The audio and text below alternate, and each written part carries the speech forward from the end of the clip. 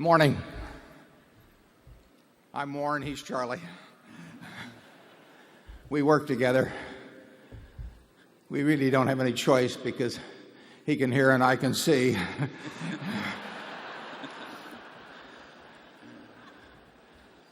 want to first thank a few people. That cartoon was done by Andy Hayward, who's done them now for a number of years. Andy writes them. He goes around the country and gets voices dubbed in. It's a labor of love. We don't pay him a dime. He comes up with the ideas every year. He's just a terrific guy. He's unable to be here today because his daughter's having a bat mitzvah. But he's a very, very creative fellow. He did something a few years ago called Liberty's Kids.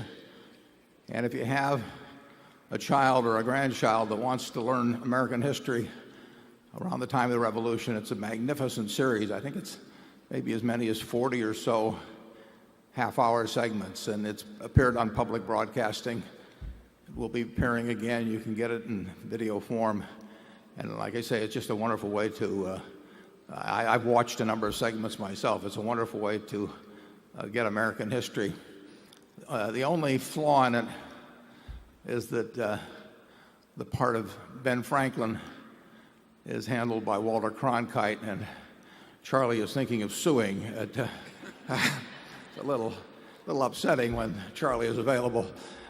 Incidentally, we have Poor Charlie's Almanac next door in the exhibition hall, and it's an absolutely terrific book that Peter Kaufman has put together. And I think it's going to be a seller, a huge seller, long after most books have been forgotten.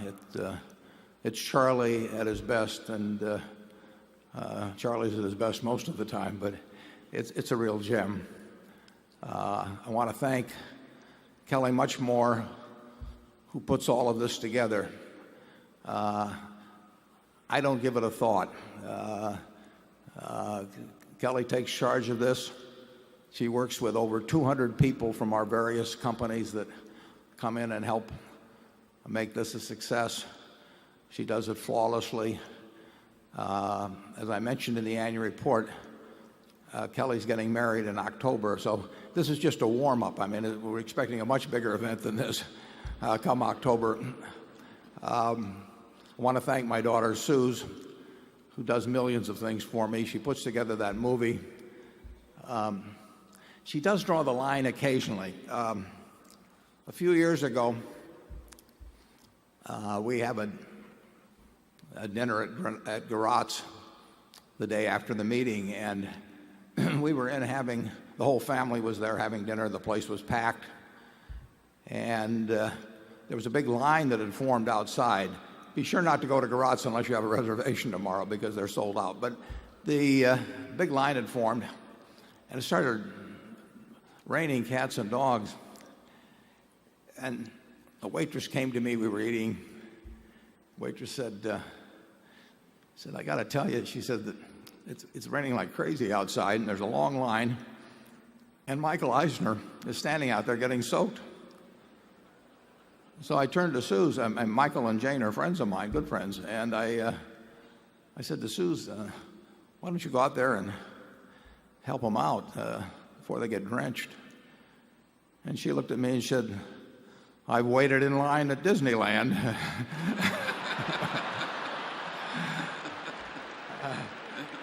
That seems to strike a responsive chord. We've flipped things this year. We're going to have the business session at about 3:15. The plan is to have questions and answers. We have 12 microphones here. We have an overflow room that's filled also, so we've got another few thousand people there. We'll break at noon, and when we break at noon, and anybody that's been in the overflow room that wants to come in here, there'll be, I'm sure, plenty of seats in the afternoon session. We will, as soon as I get through with a few preliminary remarks, we'll go to noon. We'll take a break. You'll have lunch. Many people find that it helps the digestion to shop while you eat. And we have thoughtfully arranged a few things next door that you can participate in while you eat your lunch. And even if it doesn't help your digestion, it'll help my digestion if you shop during that period. During the question period, we can talk about anything that's on your mind. There's 2.5 subjects that we can't talk about. We can't talk about last year's Nebraska football season. We'll correct that next year, but that's off limits. We can't talk about what we're buying and selling. I wish we were doing more of it, but we're doing a little, and I'll make reference to something on that a little later. And finally, in connection with the investigation into the insurance industry practices that's taking place, there are broad aspects of it we can talk about. I can't talk about anything that I or other people associated with Berkshire have disclosed to the investigators, and there's a very simple reason for that. To protect the integrity of any investigation like this, the investigators do not want one witness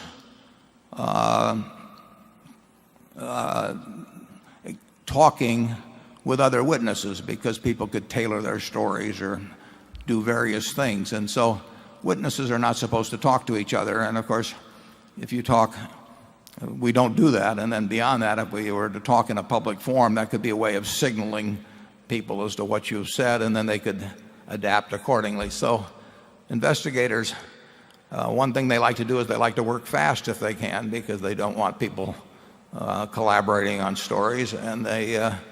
And to protect the integrity of the investigation, we won't get into anything that's specific to something that I or people associated with Berkshire may have told the authorities. But there may be some broader questions that we can talk about. I can give you a little preliminary view of the first quarter with certain caveats attached.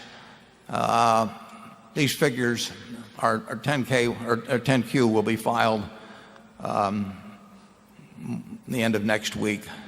And I caution you that particularly in insurance underwriting, it's been a better quarter than considerably a better quarter than I would normally anticipate. One of the reasons for that is that our business actually does have the insurance business has some seasonal aspect. Now, it doesn't have a seasonal aspect, particularly at GEICO or at National Indemnity primary business. But when you get into writing catastrophe business, and we're a big writer of catastrophe business, the third quarter, the biggest risk we write in the big cat area is hurricanes, and those are concentrated. They're actually concentrated in the month of September. In this part of the world, 50% of the hurricanes roughly occur in September, and about maybe 17.5% in October and August, and the balance maybe in November and July. But there's a concentration in the third quarter. So when we write an earthquake policy, when we write a hurricane policy, for example, we may be required to bring the earnings in monthly on the premiums, but all of the risk really occurs, or a very great percentage of it, late in the third quarter. And we don't have any risk in the first quarter of hurricanes. So we earn some premium during that quarter that really has no loss exposure, and then we get that in spades come September. Even allowing for that, we had an unusually good quarter, and I would still stick by the prediction I made in the annual report, where I said that if we don't have any really mega catastrophes, I think we've got a decent chance of our float costing us zero or less this year, which means in effect we have $45 billion or so of free money. In the first quarter, our insurance underwriting years are pre-tax. Our insurance underwriting income came to almost $500 million, which was about $200 million better than a year ago. And GEICO had a very good quarter for growth. We added 245,000 policyholders, which is almost 4% in one quarter to our base. We were helped very much by that, by this huge reception we're getting in New Jersey, because we weren't in there a year ago. So we're getting very good sized gains there. We're not getting 4% in a quarter from around the country, but the boost from New Jersey took us up to that. And GEICO actually wrote at a 13% underwriting profit in the first quarter, which is considerably better than we expect over the full year. And we've reduced rates some places, and it's been an extraordinary period for auto insurers generally. But all of our companies in the insurance business did well in the first quarter. Our investment income was up something over $100 million pre-tax. Our finance business income was up maybe $50 million pre-tax. Mid-American was about the same. And all of our other businesses combined were up about close to $50 million pre-tax, led by Johns Manville had the biggest increase. That business is very strong currently.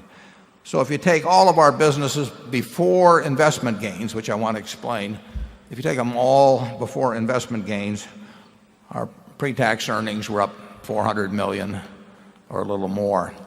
Now, investment gains or losses, we don't give a thought as to the timing of those. We take all investment actions based on what we think makes the most economic sense. And whether it results in a gain or a loss for a quarter is just totally meaningless to us. A further complicating factor, slightly complicating factor, is that certain unrealized investment gains or losses go through the income statement, whereas others don't. That's just the way the accounting rules are. Our foreign exchange contracts are valued at market really every day, but you see it at quarter end. And those foreign exchange contracts, which total about $21 billion now, a little more than $21 billion, had a mark-to-market loss of a little over $300 million in the first quarter. And they bob up and down. I mean, sometimes they bob as much as $200 million or more in a single day.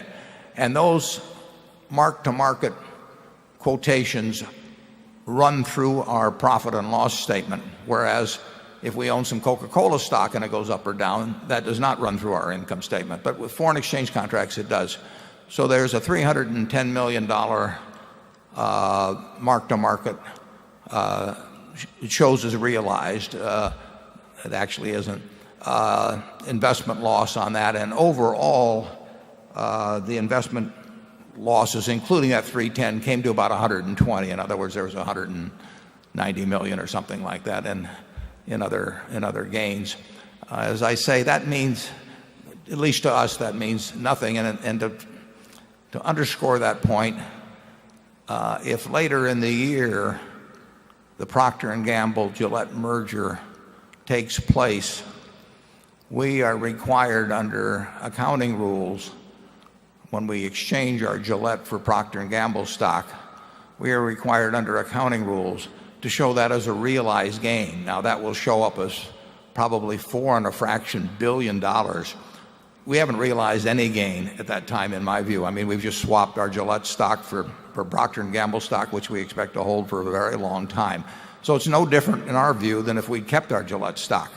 But the accounting rules will require that. So if in the third quarter of this year the P&G Gillette merger goes through, you will see this very large supposed capital gain recorded in our figures at that time, and I want to assure you that it's meaningless, and you should ignore that as having any significance in terms of Berkshire's performance.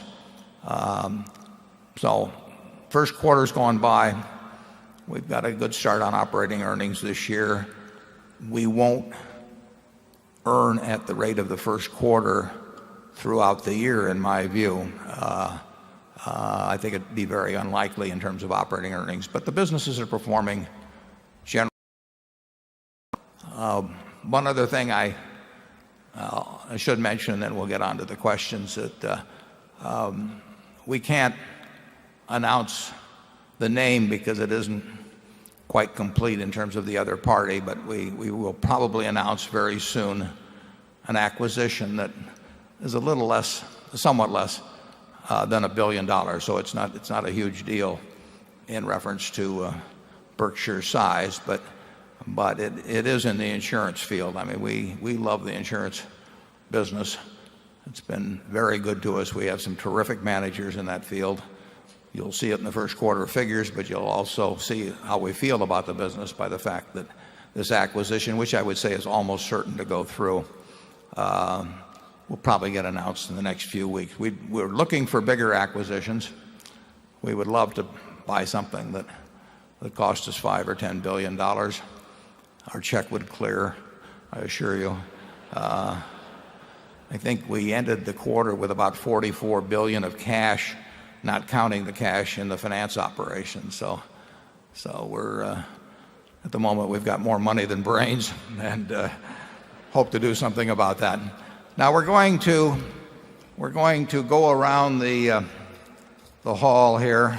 We've got 12 microphones, and get oriented here, and we'll turn the spotlight on the microphone that is live. People can line up to get their questions asked. I think we've got 2 microphones also in the overflow room, and like I say, after lunch everybody should come in here, because there's enough people that get so enthralled with shopping that they don't return. They'd rather shop than listen to me and Charlie, and we'll have plenty of seats for everybody in this main hall after lunch. And so with that, let's go to have I forgotten anything, Charlie? No. Okay. That may be the last you hear from me. You never can tell. But we'll go to microphone number 1, please. Simon Dennison Smith from London. You talk a lot about the importance of selecting terrific managers. I'd just like to understand what your 3 most important criteria for selecting them, and how quickly you can assess that. Yeah, I'll give you two different answers. The most important factor, subject to this one caveat I'm going to give in a second, is a passion for their business. We are frequently buying businesses from people who we wish to have continue managing them, and where we are in effect monetizing a lifetime of work for them. I mean, they've built this business over the years. They're already rich, but they may not be rich in a liquid sense. They may have all their money or a good bit of it tied up in the business. So they're monetizing it. They may be doing it for estate reasons or tax reasons or family reasons, whatever.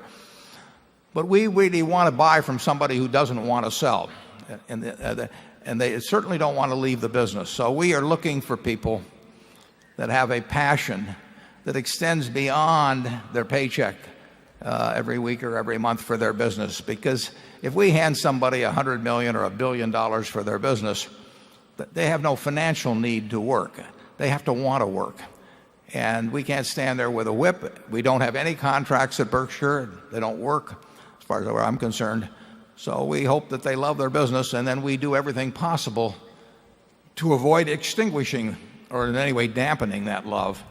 I tell students that what we're looking for when we hire somebody beyond this passion, we're looking for intelligence, we're looking for energy, and we're looking for integrity.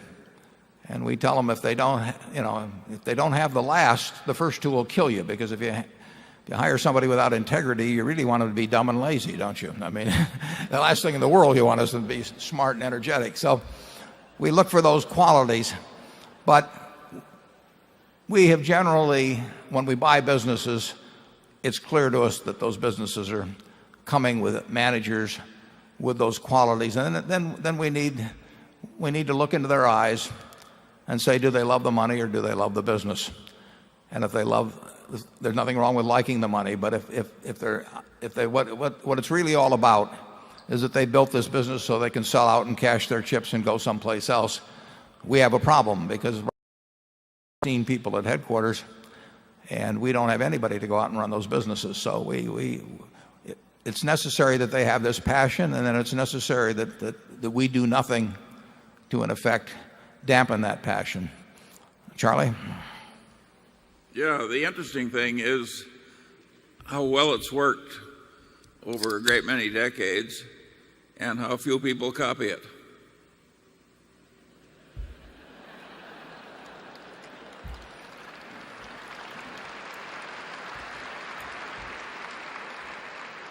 Go to microphone 2, please. Good morning, Warren and Charlie. My name is Walter Chang, and I'm from Houston, Texas. Can you describe how you made your investment decision to invest in Anheuser-Busch and how you estimated its intrinsic value? How long did it take you to make this decision? And is Budweiser inevitable like Coca-Cola? I'm still drinking Coca-Cola.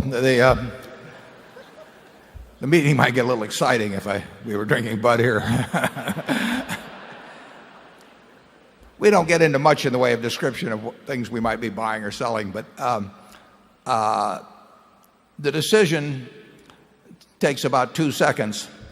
But I bought 100 shares of Anheuser I haven't looked it up, but I would say maybe 25 years ago when I bought 100 shares of a whole lot of other things. And I do that so I can get the reports promptly and directly. You can get them through your brokerage firm, but I've found that it's a little more reliable to put the stock in a direct name. So I've been reading the reports for at least 25 years, and I observe just generally consumer habits. And at a point, currently, the beer industry sales are very flat. Wine and spirits have gained in that general category at the expense of beer. So if you look at the industry figures, they're not going anywhere. Miller's has been rejuvenated to some degree. So Anheuser, which has had a string of earnings gains that have been quite substantial over the years and market share gains, is experiencing, as they've described, and they just had a conference call the other day, is experiencing very flat earnings, having to spend more money to maintain share, in some cases having promotional pricing. So they are going through a period that certainly less fun for them than it was the case a few years ago.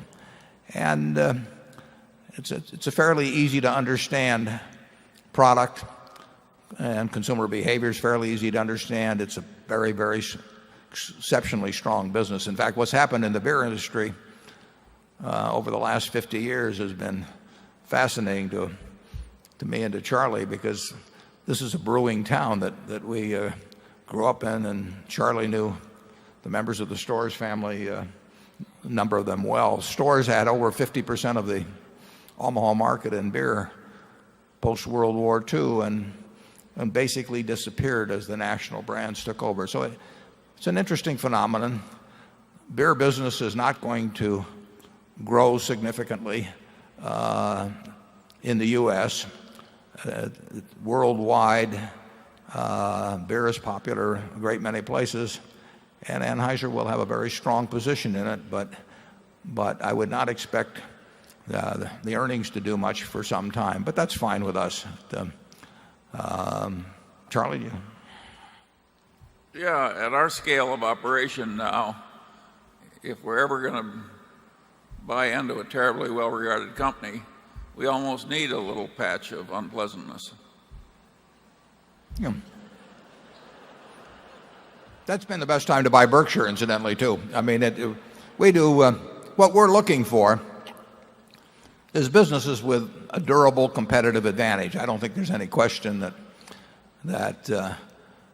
Anheuser has a very, very strong consumer position. Now, as I said, Miller has been rejuvenated to some degree, but the other thing about it is, of course, in beer you do not see the prevalence of private labels or generic products that you see in a great many consumer products that have had strong positions over the years that are being attacked. So that's a small plus. But beer consumption per capita is going no place, and there's nothing that will change that.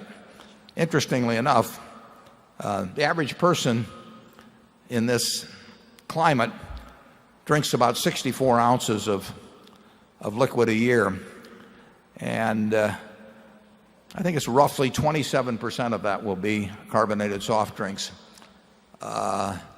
So almost, and of course that Coca-Cola products will be 40-odd%. So of the 64 ounces of liquid that Americans are drinking every day, you can figure something like 11 ounces of that, man, woman, and child, will be a Coca-Cola product. Beer, as I remember, I could be wrong on this, but I think beer is about 10% of all liquids. So 1 out of every 10 ounces that's consumed by Americans of any kind of liquid I believe, is beer. Coffee, incidentally, despite what you read about, the popularity of Starbucks, which is very real, of course, but coffee has just gone down and down and down over the last 30 or 40 years. Charlie, do you have any thoughts about your consumption habits that you can talk about? Well, there are people here that may remember Metz beer, and in this country we had more breweries. There were hundreds, and small places would have 2 or 3 brands. And this trend toward concentration into a few giants is, I think, permanent. Yeah, Schlitz was number 1, as I remember, after World War II for a while. I think Anheuser was number 4 at that time. There's an interesting book, if you're a beer enthusiast, came out a few months ago, maybe a little longer than that, by a Wall Street Journal reporter that sort of toured the country sampling beers. I don't know how it affected his writing, but it's a pretty good book if you like reading about the history of beer. Let's go to number 3. Greetings from Bonn, Germany. I'm Norman Rentrop. Thank you for another great year added to your track record of investing. And thank you again for allowing us to be partners at these favorable terms. This year, I want to ask you another question about how you see Berkshire positioned versus others. Last year, I asked you how you see the increased competition for buying companies through the rise of the private equity industry and how that affects Berkshire's ability to buy great businesses at fair prices. And you basically said that there are still enough business owners who would rather sell to Berkshire versus a private equity fund. This year, I would like to hear your views on the hedge fund industry. We see hedge funds going into all investment strategies. We know that you have spoken about the fees of the hedge fund industries, but I would like to hear from you how you see Berkshire positioned. Are returns in strategies like merger arbitrage, like convertible bonds, are returns going down because of the increased competition? And are there other factors where Berkshire can be unique versus the hedge funds? Well, that's a great question. That's a $64 question. There's no doubt about it that there is far more money looking at deals now than 5 years ago, and they're willing to pay up more for the good but mundane businesses that we've been successful at buying in the past. And you mentioned the private equity firms, and they're bigger than ever.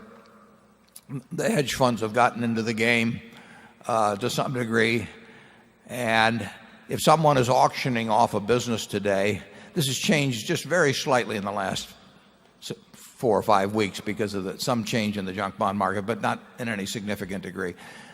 There were people lined up to bid on almost anything. In fact, you have private equity firms selling their businesses to other private equity firms, and there are a lot of companies that are being sold sold to someone who's buying them to resell in a fairly short period of time. We can't compete in that field, and that's a source of distress to us, but that's the way it is. It won't go on forever in our view. We still occasionally, as this deal I mentioned to you, the party on the other side, and we made a deal that did not go through an auction process. And we see that occasionally, but we don't see it anything like we saw it 4 or 5 years ago. So in terms of the near-term outlook for Berkshire, in terms of doing what it's important that we do successfully, which is buy businesses and keep adding to this collection, we are not positioned favorably at all for that. And we do find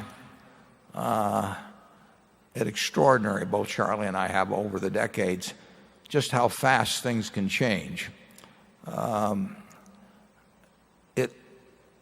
have been at least 3 times, maybe more, where it's looked to me in my own career where it looked like there was so much money sloshing around that it would be impossible to do intelligent things with money. And I actually terminated a partnership back at the end of 1969 because I felt that the money was coming out, of the woodwork. There were all kinds of people that wanted to use it and compete, and I just didn't feel we could do intelligent things. Within 4 years, I saw the greatest opportunities that I've ever seen in my lifetime, and we've had several experiences like that. In 1998, when long-term capital management got in trouble in the fall of 1998 and other things were happening, you had incredible opportunities available in the investment world. Now, people were just as smart then. They had all these people with 150 IQs running around, and they actually had money. But the world became paralyzed for a short period, and you literally had so-called on-the-run governments, which were the most recent issue, and off-the-run governments, which were issued by the same government, the United States government, payable in dollars. You had a 30 basis point differential between the 30-year and the 29.5-year. Both bonds issued by the U.S. government, 1.5 a year shorter, both quite liquid, but the on-the-run being more liquid. And a 30 basis point differential in yield means about a 3-point difference in price. Well, you wouldn't have believed that could happen in the United States of America in 1998, but it did happen.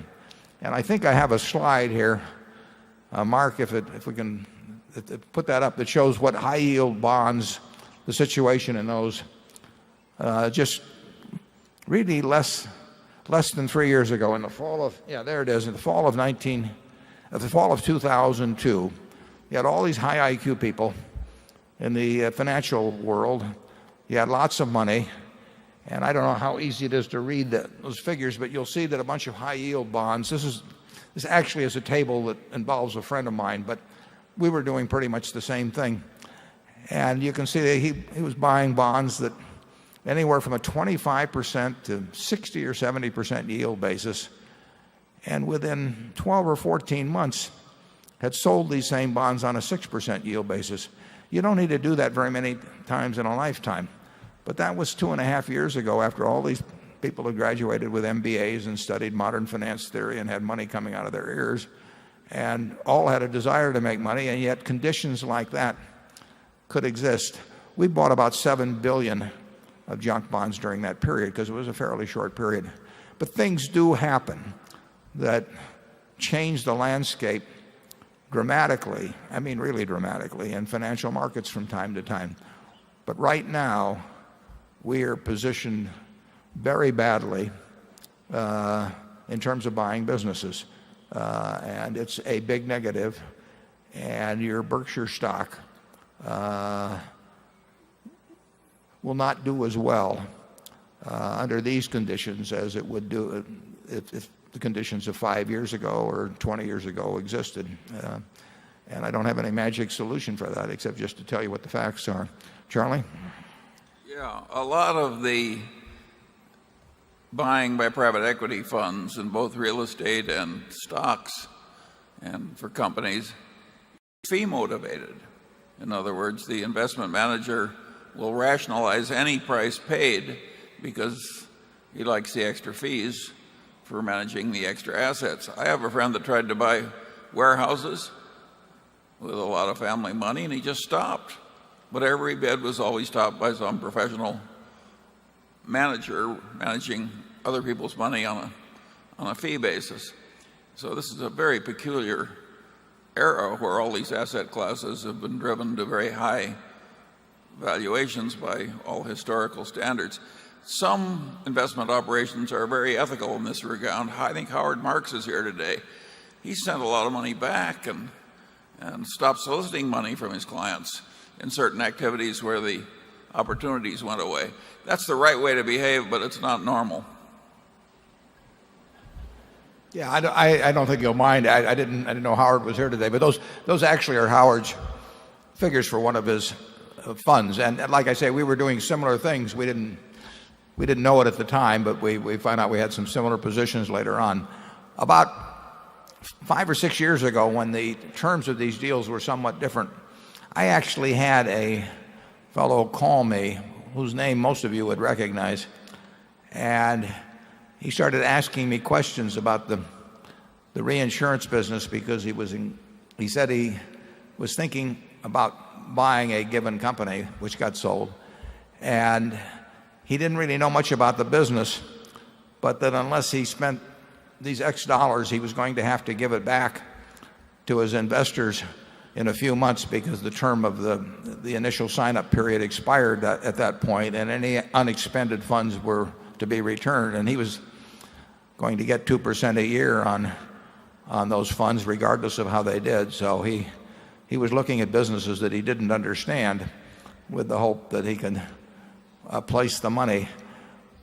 Charlie and I are at a disadvantage in buying businesses because we have almost all of our net worth in the downside as well as the upside. So, if we had a 2% fee and 20% of the profits and a goodbye kiss for the losses, that's a different equation that exists at Berkshire. So we run it as if it's 100% our money, which it is close to 100% of our net worth, and we will own the downside, and we don't get paid for spending the money. We get paid for making money, and it's tough. Competing right now is tough and likely to be relatively futile, although we have one or two things that could happen that could involve the expenditure of real money. Yeah, I don't think any of the businesses that have sold to us over the years, which are run by the kind of people we like being associated with, would have wanted to sell to a hedge fund. So there is a class of assets out there that doesn't want to deal with hedge funds or private equity funds. Thank God. Yeah, we've seen no deal anybody else has made in the last year that we wish we had made. Now, that was not the case 15 or 20 years ago. There used to be plenty of deals made with other people that we would have liked to have made if they'd come to us. But I've seen nothing that if it sold for 10% less than the advertised price that we would have had any interest in buying. So we are in a different world right now. Number 4. I'm Dudley Schroeder from Council Bluffs, Iowa. When you were younger, what first sparked your interest in investing, and what advice would you give a younger person if they wanted to invest in the stock market? Thank you. Well, I'm not exactly. I got interested probably when I was maybe 7 or thereabouts. I wasted my time before that. It's a little like W.C. Fields. When he inherited some money, somebody asked him what he did with it, and he said he spent half of it on whiskey and the rest he wasted. So there I was, dawdling around. But I got into. My dad was in the business, so I would go down to his office and I would see these interesting books, and I would read them, and I would go down. He was on the 4th floor of what's now known as the Omaha Building at 17th and Farnham, and on the 2nd floor was Harris Supplement Company, and they had a board and I would go down there.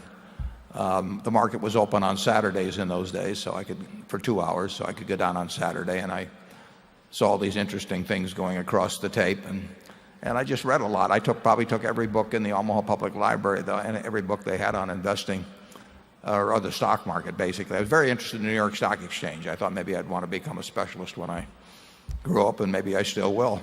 But I took all the books out. I read them. And finally, when I was 11, I bought 3 shares of stock. And I didn't know. I was fascinated by the subject. My dad got elected to Congress, so now the library became even bigger. And I took all the books I could out of there on markets. And I used to chart and do all that sort of thing. And then finally, I read Graham's book when I was at the University of Nebraska, The Intelligent Investor, when I was 19, and that just changed my whole framework. But the advice I would give is to read everything in sight, and to start very young. It's a huge advantage in almost any field to start young. And if that's where your interest lies, and you start young and you read a lot, you're going to do well. I mean, there are no secrets in this business that only the priesthood knows. I mean, we do not go into temples and look at tablets that are only available to those who have passed earlier tests or anything. It's all out there in black and white. It's a simple business. It requires qualities of temperament way more than it requires qualities of intellect. I mean, if you've got more than 125 IQ, you can throw away the rest of the points or give them to your other members of the family or do something, because you don't need it in investing. But you do need a certain temperament that enables you to think for yourself, and then you have to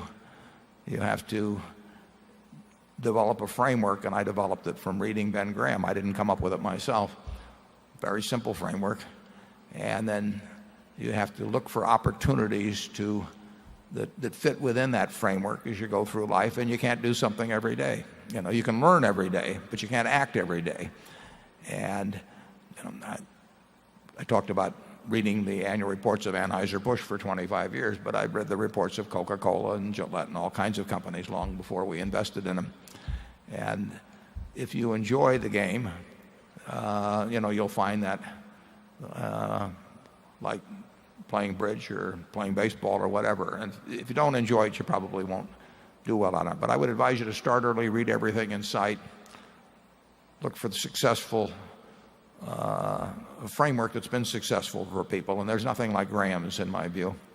And you'll have a lot of fun, and you'll probably make a lot of money. Charlie?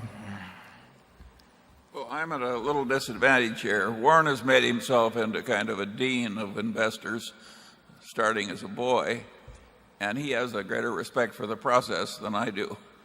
I have a good bit of Keynes's attitude that money management is sort of a low calling compared to being a surgeon or a lot of other things. I think the corporate types, the corporate managers, ought to study investing better because they'd be better managers.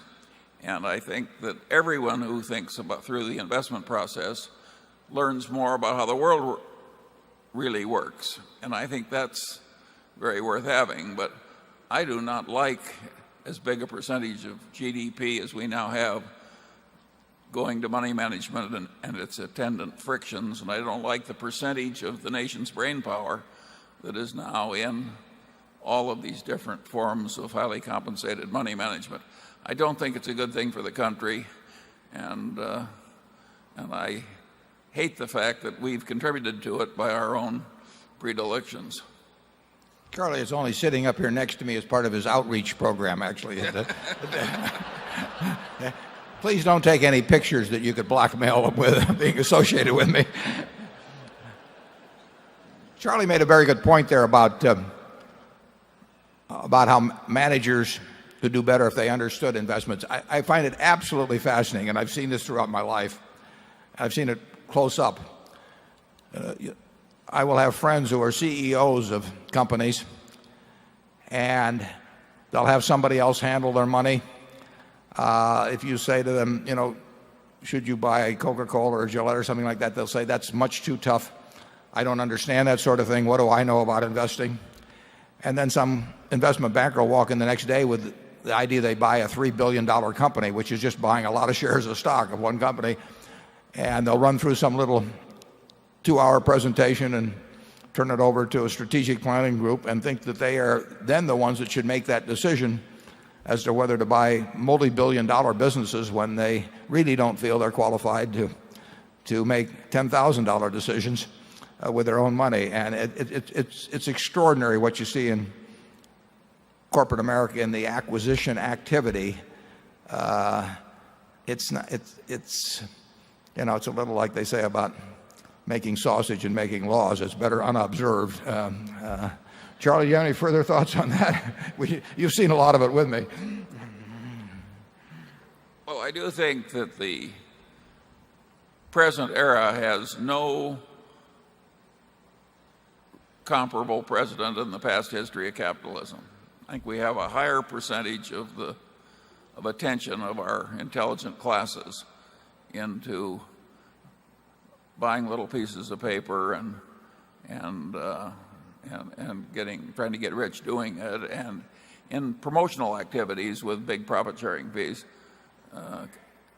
I can recall no past era which had a similar concentration of this type of activity. Can you, Warren? No, but I think you would say probably too that when we've seen sort of baby versions of this, something subsequently happened that oh yes, if you want to talk about what are the future implications, a lot that I see now kind of reminds me of Sodom and Gomorrah. And we weren't there, incidentally. I mean, no, but there's a published account. And I think when you get as much sort of regrettable activity going on and sort of feeding on itself in frenzies of envy and imitation, that it has happened in the past that there came bad consequences. On that cheery note, we'll move to number 5. Good morning. My name is Molly Fenner. I'm 11 years old and I'm from Long Island, New York. I have 2 questions today and I have put them in the form of a poem. Mr. Buffett, Mr. Munger, to get here we had to fly. I came to hear your thoughts if PetroChina was at an all-time high. My second regards a job that I know is just right for me. To be a seed candy taster, my sisters and I would work for free. Well, if you come up front, I'll put you to work. Oysham's was for my mom, and my father loves his stock. I have a future tasting chocolate. This weekend has really rocked. Thank you very much.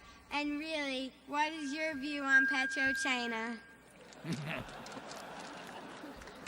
If you come up at the break, Charlie and I will have taken all the pieces out of here that we like best, and you will get the rest. No. Charlie, do you have anything to add to that?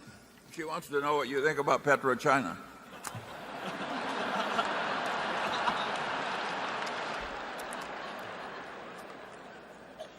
It's funny. I saw her out there in the shopping area, and I knew that she had PetroChina on her mind.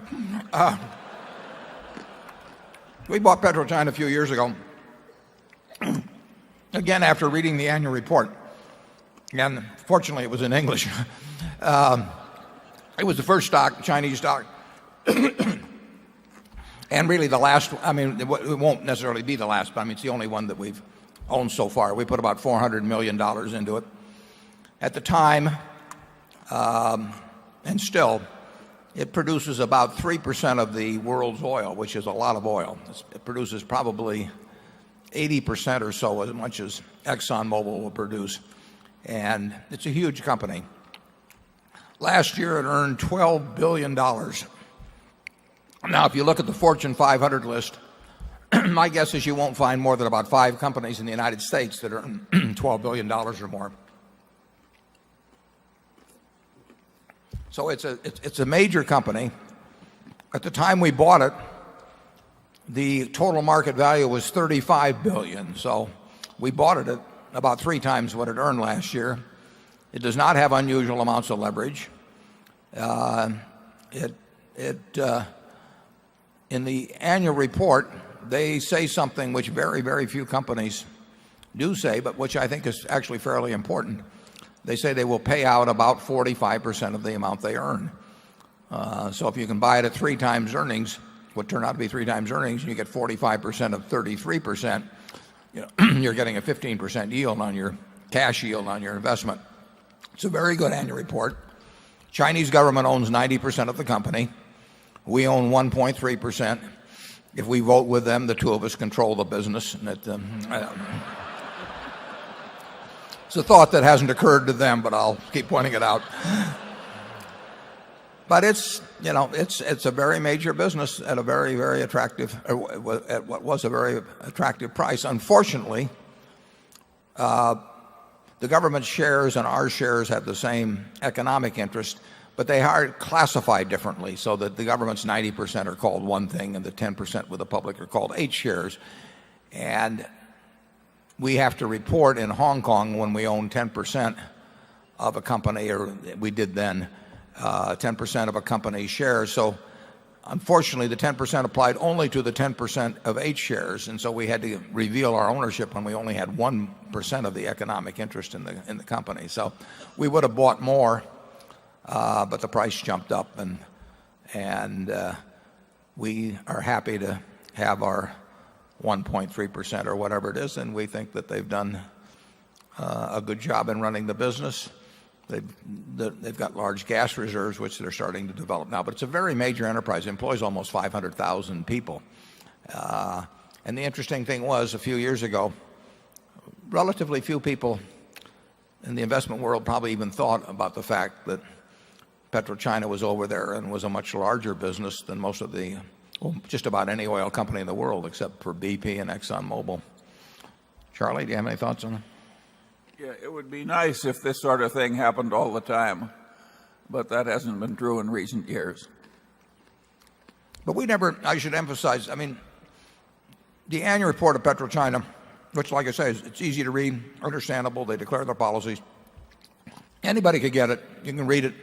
We did not go over, and we never had any contact with the management before we bought the stock. We never attended an investor presentation or anything of the sort. I mean, it's right there in black and white in a report that anybody can get, and we just sit in the office and read those things, and we were able to put $400 million out that's now worth about $1.2 billion or something like that. It was interesting at the time. I think I'm right on this. At the time, Yukos, which is the big oil company in Russia, was probably far better known among the investment community in the United States than PetroChina. And I compared the two at the time, thought to myself, would I rather have the money in Russia or have it in China? PetroChina, in my view, was far cheaper, and I felt that the economic climate was likely to be better in China. Would I have, if it had been selling at the same multiple as a U.S. domestic company, would I have regarded it as more attractive? No. I mean, there's some disadvantages always to being in a culture that you don't perfectly understand, or where tax laws can change, your ownership rules can change. But the discount at which PetroChina was selling compared to other international oil companies was in my view at the time ridiculous. So that's why we bought it. And we will have the candy available for you at the break. Number 6. Good morning, gentlemen. My name is Matt Sauer, and I'm from Durham, North Carolina. Many businesses are reporting rising costs and surcharges on such inputs as fuel, metals, and wood. They are often unable to pass along these costs to their consumers. If commodities stabilize at price levels above those of the past decade, will corporate margins be compromised into the future? Well, it's a great question, and I would say that would depend very much on the industry you're talking about. But in our carpet business, for example, we've just been hit time after time, as I mentioned in the annual report, with raw material increases because there's a big petroleum derivative factor there.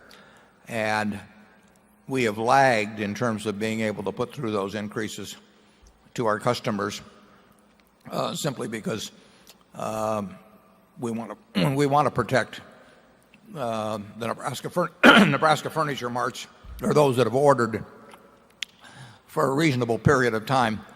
And that's squeezed margins in carpet. We use lots of natural gas at Johns Manville, use lots of natural gas at Acme Brick, and that's tended to squeeze margins some. I think over time, I think there has been a lot more inflation in these basic materials. Steel has been off the chart. I think over time, the businesses with strong competitive positions manage to pass through increases in raw material costs just as they pass through increases in labor costs. But you get these temporary situations where sometimes the costs are increasing faster. I don't think the American industry, I mean, a higher cost for oil when we import 10 million barrels a day or more of oil, if we're paying $20 or so more per barrel than we were a year or two ago, that's $200 million a day, is a tax. But it's more of a tax on the American consumer probably than on American business. The American business will probably be able to pass through most of those raw material cost increases. It is worth pointing out that corporate profits as a percentage of GDP are right at the all-time high, leaving out a few aberrational periods. And I would, if I had to bet on the direction of corporate profits as a percentage of GDP over the next 5 years, I would bet they would go down somewhat. But that's because they're right at this very high level.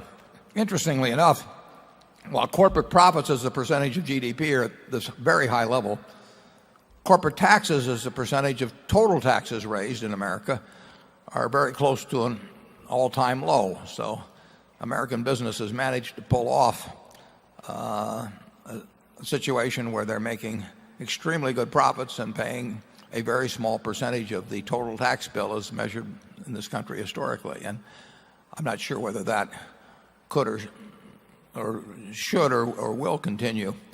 But it's a very, very favorable period right now for corporate America. But that's nothing to get bullish about because you might expect something of a reversion to the mean. Charlie? Well, I can't add to that, but I can restate it. It's hard to know just which companies can pass through the increases in costs that come from higher commodity prices, and it's also important to know. We like buying businesses where we feel that there's some untapped pricing power. We haven't been able to do much of that lately. But back in 1972, when we bought See's Candy, I think it was was it $1.95 a pound? Something like that, yeah. And they were selling 16 million pounds of candy a year, making $4 million pre-tax with about $25 million purchase price, which I would have very foolishly refused to budge on, and in history have cost us a lot of money. But one of the questions we asked ourselves, and we thought the answer was obvious, was, if we raised the price 10 cents a pound, would sales fall off a cliff? And of course, the answer, in our view at least, was that no, there was some untapped pricing power in the product. And it's not a great business when you have to have a prayer session before you raise your prices a penny. I mean, you were in a tough business then. And I would say you can almost measure the strength of a business over time by the agony they go through in determining whether a price increase can be sustained. And frankly, a good example of that is the newspaper business right now, because 30 years ago, when whatever the local daily would be had a an absolute lock on the economics of the community because it had the megaphone through which merchants had to talk if they were going to get their message across to their audience. At that time, rate increases, both circulation and advertising, were something that were almost a big yawn to most publishers. They did it annually. They did not worry about the fact that Sears or Walmart or Penny's or whomever would pull their advertising. They did not worry that people would drop their subscriptions to the paper. And they went merrily along, increasing prices, and they increased them when newsprint went up, and they increased them when newsprint went down. And it worked. And you got these very fat profit margins, and it looked like about as strong a business as you can imagine. Now publishers find themselves in a position where they agonize over rate increases, both in advertising and in circulation, because they're worried about driving away advertisers into other media, and they're worried about people when they get a 20-cent increase, per month or whatever it may be, in their circulation price, just deciding, well, I think I'll just drop it. And when they drop it, they don't usually take it up again. So that world has changed, and you could recognize the change in that world simply if you could get inside the mind of the publisher in terms of how they felt about price increases. You can learn a lot about the durability of the economics of a business by observing the behavior of the price behavior. I mean, you're seeing that. We're talking about the beer business.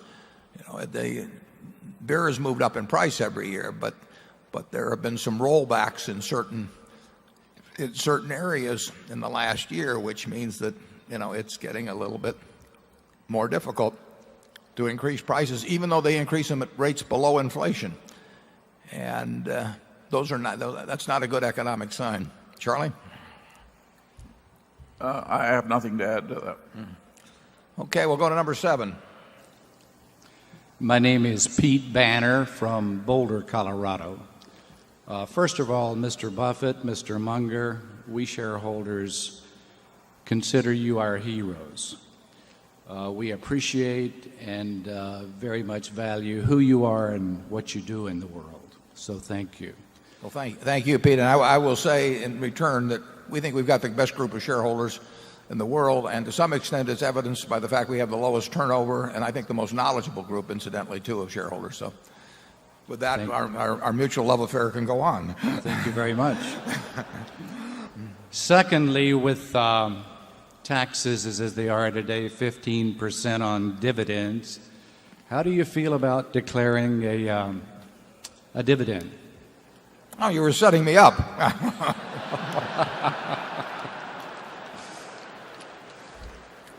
Well, there's no question about the fact that dividends are lightly treated now for taxation purposes. So, but we have always said, and it's been true, that if there were no tax on dividends, to this point at least, we would have followed an identical dividend policy, because the test with us is whether we think we can retain a dollar and have it worth in present value terms more than a dollar. If we can't do that, we should distribute any money that we can't we can't utilize on that basis.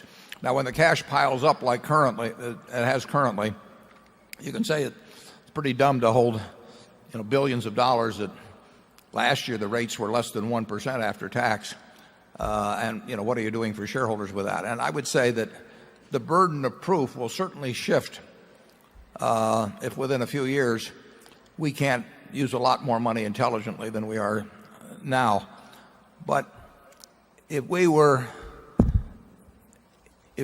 at the time at which we feel that the present value of the earnings we retain is not greater than a dollar comes, and it could come, and it's more likely to come when you get large like we are, then we should have not only a dividend policy that's X% of earnings. We should pay out very substantial sums. The test is whether the money can be used effectively within the business. So far, it has been.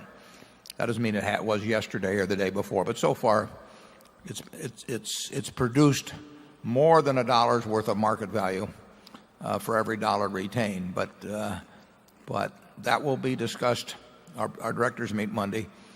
That will be discussed then, and you're certainly, if we sit here a couple of years from now and we have not successfully deployed more cash, then I think that the burden of proof has shifted dramatically to us to explain why we would be retaining earnings at that point. Charlie? I've got nothing to add to that, too. Number 8. My name is Ole Larsen from Salt Lake City, originally from Sweden. I read your annual report where you mentioned how the current account deficit or the trade deficit has to eventually come to an end. And in your report, you were reluctant to give views or forecasts of how this would come down from $2 billion a day. Would you nevertheless be willing to share some thought of how it might come down, if you have any views on this? Well, that really is a $64 question, because we are, in my view, and Charlie doesn't, he's not as on board on this as I am, so it's important that you listen to him on this too. But it does seem to me that a $618 billion trade deficit, and a larger current account deficit, rich as we are, strong as this country is, that something won't happen that will change that in a major way at some point, and that the longer that it goes before changing, the more likely it is that something fairly significant happens. But most economists or most observers would still say that some kind of a soft landing is possible, or they would say it's likely. They never, to my mind, they never quite explain, what the soft landing is. They just say it's likely to be a soft landing, but it could be something different, but we still think it'll be a soft landing. But I don't know what a soft landing is exactly, in the sense of how the numbers come down quite significantly. And if they don't come down, the current account surplus or deficit means that we are transferring more and more wealth abroad, and that we will, in addition to our trade deficit, we will at some point have a very significant deficit in terms of the net investment position that the rest of the world holds on us. So it becomes a compounding effect. I do recommend there was an op-ed piece in the Washington Post on April 10th by Paul Volcker, and he has expressed himself some on this, and he gets into the question of whether it can be a soft landing or not. But I think he certainly expresses some real apprehension about whether a soft landing will be the likely result. In the kind of world we live in, with so much of the assets of the world, whether they be foreign exchange or whether contracts, or whether they be stocks or bonds or junk bonds or whatever, I think as high a percentage is on what I would call a hair trigger now as it has ever existed. In other words, I think there are more people that go to bed at night with a position in foreign exchange or bonds or a carry trade or stocks or whatever, that some event that could happen overnight would cause them to want to change that position in the next 24 hours. I think that's the highest perhaps in history. Somebody's referred to it as the electronic herd that is out there. I mean, people can give vent to decisions involving billions and billions and billions of dollars, with the press of a key virtually. And I think that electronic herd is at an all-time high. I think that some exogenous event, it was almost long-term capital management in 1998, but some exogenous event, and we will have them, will cause it. I think it could very well cause some kind of stampede by that herd, and that you can't get rid, if you're the rest of the world, you can't get rid of dollars. I mean, if you're sitting in Japan, China, or someplace, and you own a lot of U.S. government bonds, if you sell them to somebody in the United States, you get U.S. dollars. So you still have U.S. assets. If you sell them to somebody in France, You've now got euros, but they've got the government bonds. You can't get rid of those assets, but you can't have people trying to head for the door very quickly with them under certain circumstances. Volcker said in this thing, he said in the second paragraph, yet under the placid surface there are disturbing trends, huge imbalances, disequilibria, risk, call them what you will. Altogether, the circumstances seem to me as dangerous and intractable, and I'd emphasize intractable, as any I can remember, and I can remember quite a lot. Well, Paul Volcker can remember quite a lot. And I agree with that. I have no idea. I have no idea on timing whatsoever. In economics, it's far easier to tell what will happen than when it will happen. I mean, you can see bubbles develop and things, but you do not know how big the bubble will get, for example. This happened 5 years ago in the market. So predicting timing is, I've just never been successful at it, nor do I try to do it. Predicting what will happen, I think, is a much easier sort of thing. And I would say that what is going on in terms of trade policy is going to have very important consequences. It was not addressed in the last presidential campaign by either candidate in any meaningful way at all. Now, I'm not sure if you were standing up in front of the American people and somebody's giving you 3 minutes to explain this whole situation when 90% of your audience couldn't define current account. It's not an easy game, but it's an important one. Now, Charlie is less enthusiastic about our foreign exchange position somewhat than I am, so I want to yield the floor here for a significant period of time while he gives you the other view. Well, I'm, if anything, a little more repelled than you are by the lack of virtue in the way our nation uses consumer credit and the way we run the public finances. And I have a feeling that eventually a lack of virtue is going to hurt one. Where we differ is that I agree with Adam Smith that a great civilization has a lot of ruin in it, meaning it will bear a lot of abuse. And so I think there are dangers in the current situation that make it unwise for anybody to swing for the fences. But I don't think that we have a certainty that the system won't stand a lot more of the kind of abuse it's getting now. What do you think the end will be? Bad. I knew I could count on him. Now, we are truly in this country like an incredibly rich family that owns, we'll say metaphorically, millions of acres of land. They can't travel to the outer reaches of their domain, but nevertheless they sit on the front porch and wait for the produce to come in from this vast holding, and when they get it all, they still want to consume about 6% more than everything that's been produced on the farm.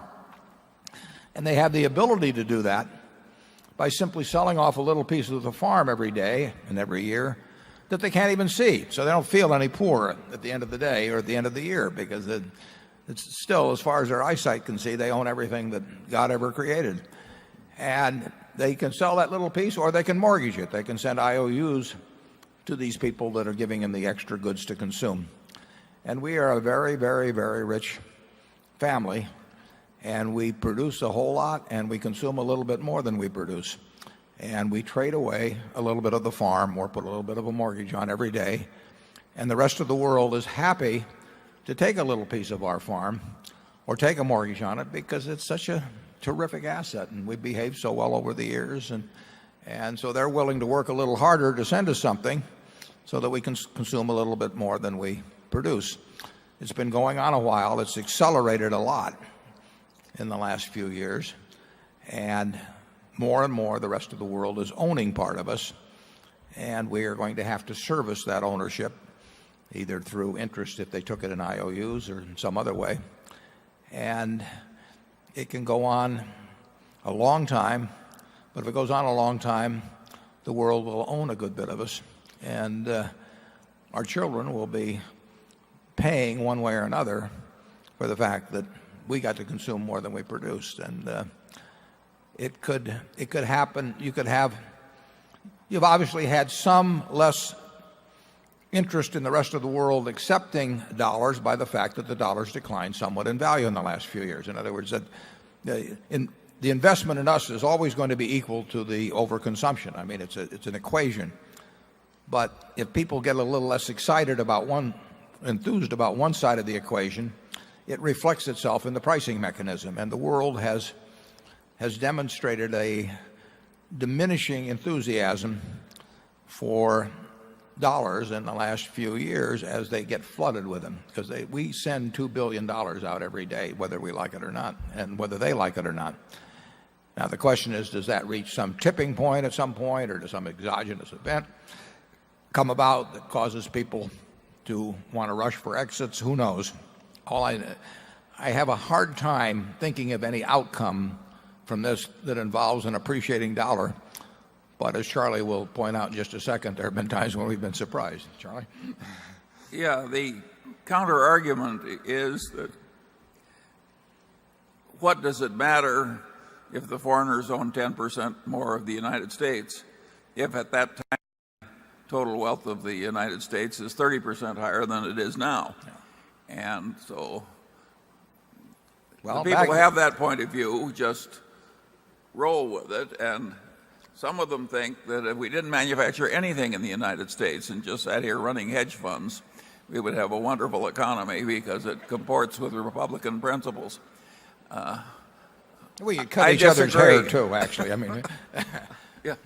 But back in the late 18th century, obviously, the idea of taxation without representation caused a certain amount of trouble, and ownership of the rest of the world by the rest of the world of this country would be seen as a form of taxation, I think, 20 years from now by the people who resided here. If instead of fighting the Revolutionary War, we'd simply made a deal with England and said, we'll give you 3% or 5% of our national product forever, and you let us be free, and we'll just send the royalty over every day, that might have looked like a good alternative to war, in 1776.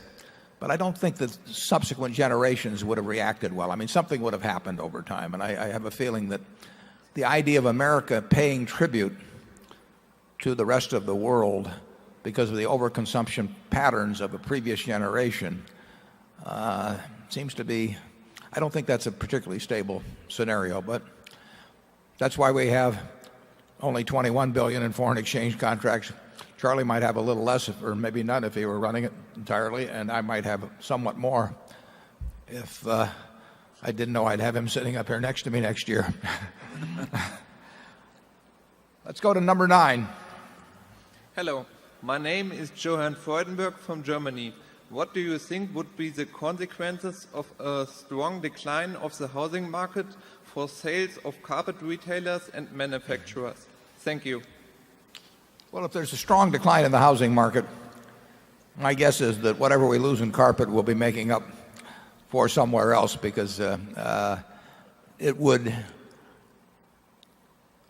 a lot of the psychological well-being as well as the financial well-being of the American people is tied up with the fact, or comes from the fact, that they feel so good about what has happened with their home ownership over the years. And with many people, it's been by far the best behaving asset that they've had. So if there is indeed some kind of a bubble and it's pricked at some point, my guess is that we would feel that in various ways in our operating businesses, but that in terms of what we could do with our capital, the net effect of Berkshire might well be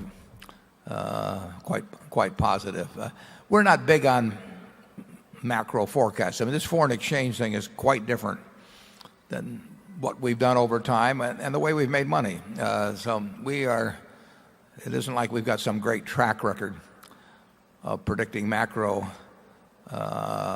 factors and have made a lot of money doing that. We've made money by looking at things like PetroChina or whatever it may be and just deciding that here's a very good business that's selling at a very cheap price.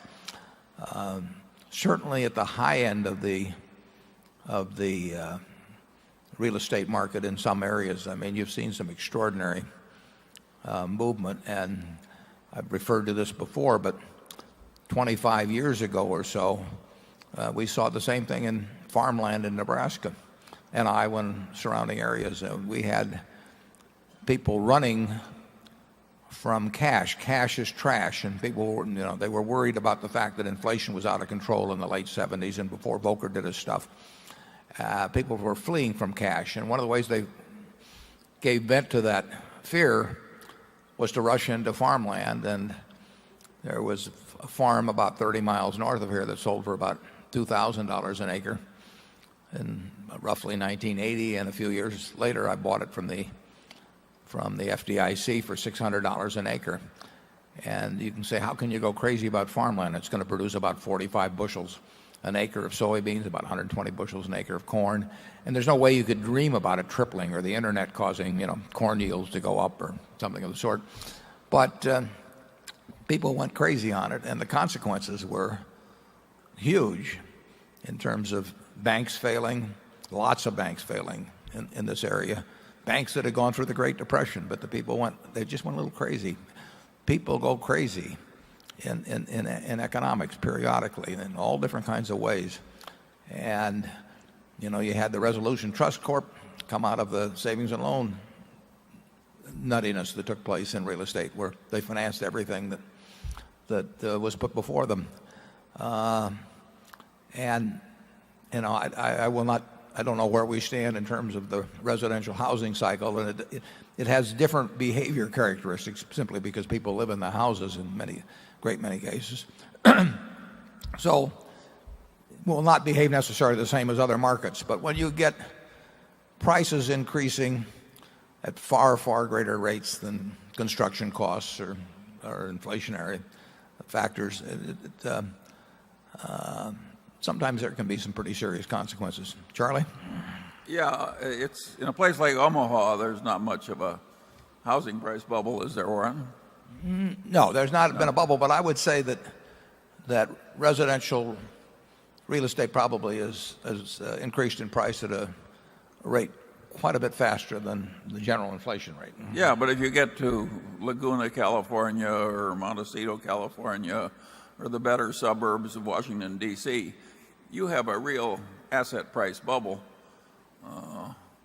I have a relative that to move to a good school district in the suburbs of Virginia, she'll have to pay 4 times as much as she can get from selling her nice Omaha house. Yeah, well, that's a price bubble. I sold a house a few months ago in Laguna for $3.5 million. Now, it sold the first day, so I probably listed it too cheap. So don't count on me for residential real estate advice. But that house, the physical house would probably cost $500,000 or thereabouts.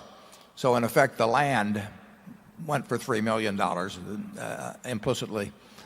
And the land is probably on the area of 2,000 square feet, which is a little less than 1/20th of an acre. Now you've got streets and all that sort of thing involved. But basically, I think that land sold for about $60 million an acre, which that fellow that you saw in the farm outfit in the movie sounds like a pretty fancy price for almost any kind of land. Charlie, you've witnessed it firsthand, though, out there. Well, yeah, there's one of the Berkshire directors lives adjacent to what I regard as a pretty modest little house, which sold for $27 million recently. Now, these are houses that look right at the ocean, and there isn't a great deal of available shoreline in California, and there are a lot of people.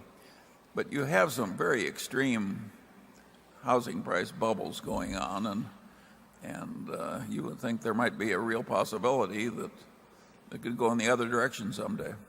At $27 million, I'd rather stare at my bathtub. Yeah. Number 10. David Winters, Mountain Lakes, New Jersey. How do you try to manage risk at Gen Re and National Indemnity to be comfortable and maximize returns? Especially, how do you prevent a catastrophic loss or unexpected correlation? Thank you. Yeah, well, that's a very good question, because we are doing things in different parts of our insurance operation where there is correlation. And there's not only correlation among the insurance risks. I mean, just take a really major earthquake in California in the wrong place. There have been about 25 6.0s or larger in the last 100 years, but most of them don't occur where a lot of people are. But if you get the wrong one in the wrong place, it would not only hit National Indemnity and General Re, as you mentioned, but it might very well have a severe effect on See's Candy. It might very well have a severe effect on Wells Fargo. We don't own Freddie or Fannie now, but we owned Freddie at one time. It could have had a severe effect on Freddie. It can have all kinds of secondary and tertiary effects that you might not think of initially. So we find when there's trouble, everything correlates. And it's part of my job is to have at least a general idea of the sort of risk that the various enterprises might be running operationally, and then integrate that into my own notion of the risk that we run in terms of investments, in terms of all kinds of things. And that is my job. The most likely mega cat at any time is a hurricane. I mean, we have more exposure to that. On the other hand, if you're talking 25 billion and up, maybe 100 billion and up insured catastrophes, a quake might be just as likely as some force 5 hurricane that would come in at the wrong place. But my job is to think absolutely in terms of worst case, and to know enough about what's going on in both investments and operations to make sure that no matter what happens, I don't lose sleep that night, over whether there's a 9.0 quake someplace or whether there's a force 5 hurricane that actually goes up the East Coast and enters at places that very seldom does it enter. Long Island, for example, a huge amount of exposure.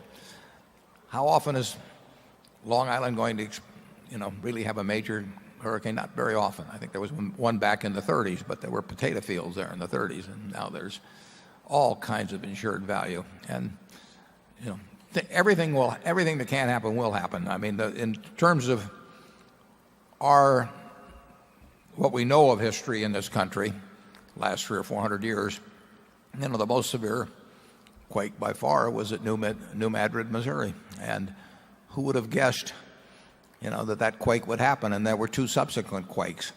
They're far enough apart so they didn't exactly seem like aftershocks. All 3 of those were higher than 8 on the Richter scale.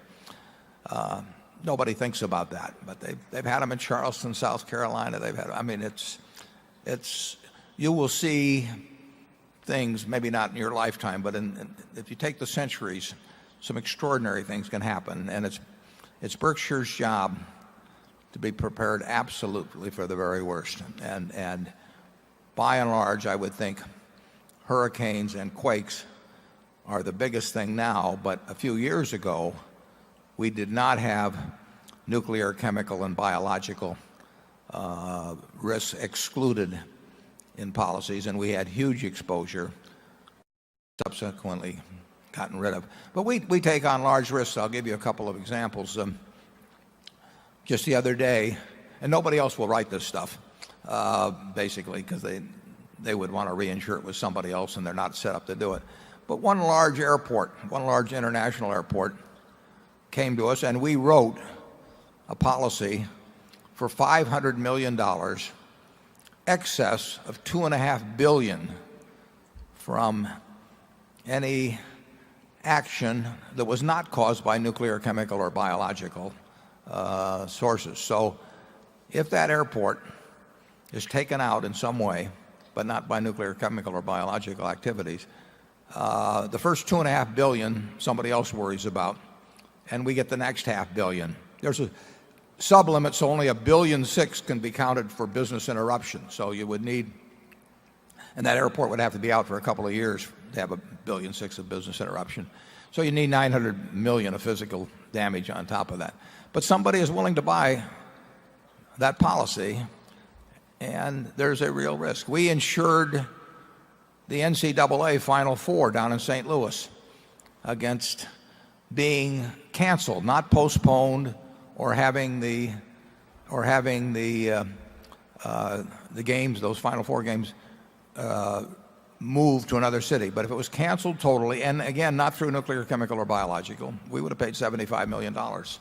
Same thing at the Grammys. I mean, we take on risks that very few people want to write. But in the end, we're willing to lose a lot of money in one day. But we're not willing to do anything that causes us any discomfort in terms of writing checks the following morning.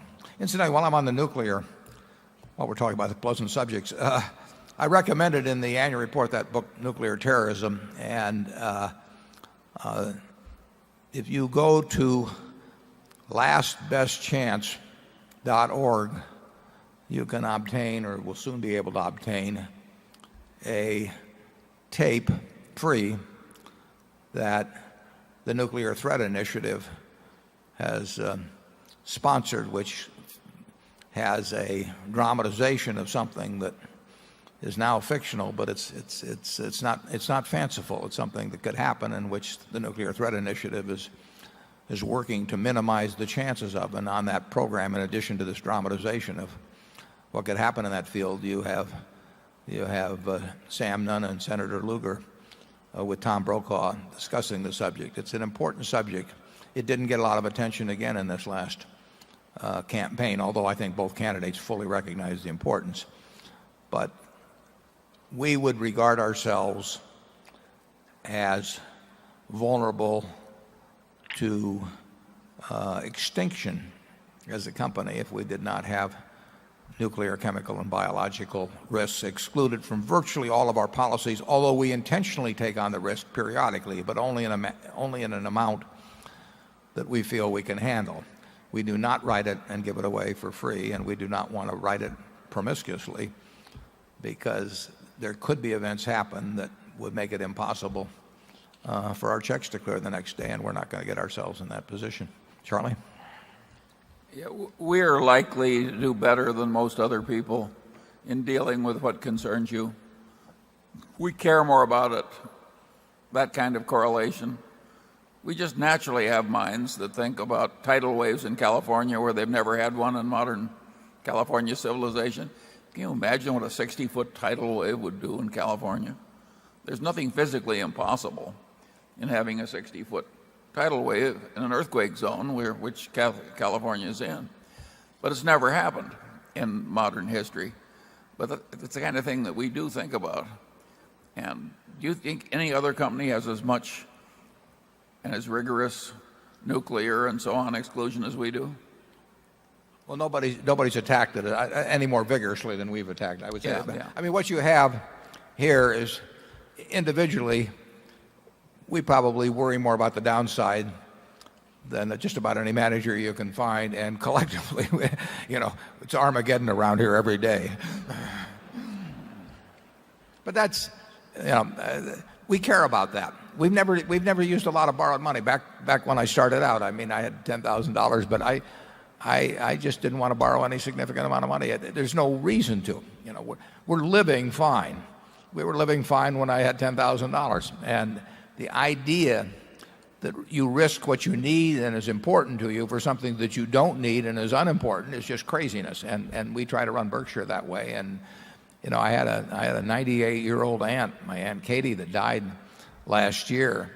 She had everything she had in Berkshire. And the idea that I should be doing something to try and add a few dollars to my net worth or a few percentage points to the record and be risking the fact that she would go back to Social Security is, I think that's kind of crazy for a manager. But maybe if I had a 2 and 20% arrangement with my Aunt Katie, I'd be differently, but I hope not. Number 11. Hello, my name is Martin Wiegand from Chevy Chase, Maryland. On behalf of the assembled shareholders, we appreciate you and the Berkshire staff hosting this weekend and would like to thank you for building this community of shareholders. Martin, thank you. I should point out that I dated Martin's aunt, but she only went out with me once. But maybe you could explain that, Martin. New board member Bill Gates has been talking about education reform in America. And columnist George Will quoted you in an article about Patrick Burns' efforts to reform education in America. Could you share with us some of your thoughts about these two efforts or your efforts to reform education? Thank you. Well, interestingly enough, we just dedicated a school here in Omaha yesterday, which is named after my Aunt Alice, who taught in the Omaha Public Schools. And I think we've maintained quite an excellent public school system in Omaha. We also have an outstanding parochial school system here. You know, it takes the interests of parents, and frankly, it takes the interests of the well-to-do in the school system to keep a first-class school system. I've said that to some extent a good public school system is a lot like virginity. It can be preserved but not restored. You know, and in Omaha we've preserved it, but you preserve it by having the parents interested and involved in the public school system. And Patrick's got an ingenious idea to make sure that more of the money goes to teaching and less to administration and overhead. There's a variety of ideas around about how to correct a system where it's broken. And Charlie, as a big Ben Franklin enthusiast, has always said that an ounce of prevention is worth a pound of cure, and I think we've been spending that ounce of prevention or providing it here in Omaha. I think it's Charlie will have a lot more to say on this. I admire the fact that people like Patrick and Bill Gates and a lot of other people, John Walton and Teddy Forsman, all kinds of people, Bob Wilmers up in Buffalo, are attacking the problem. It's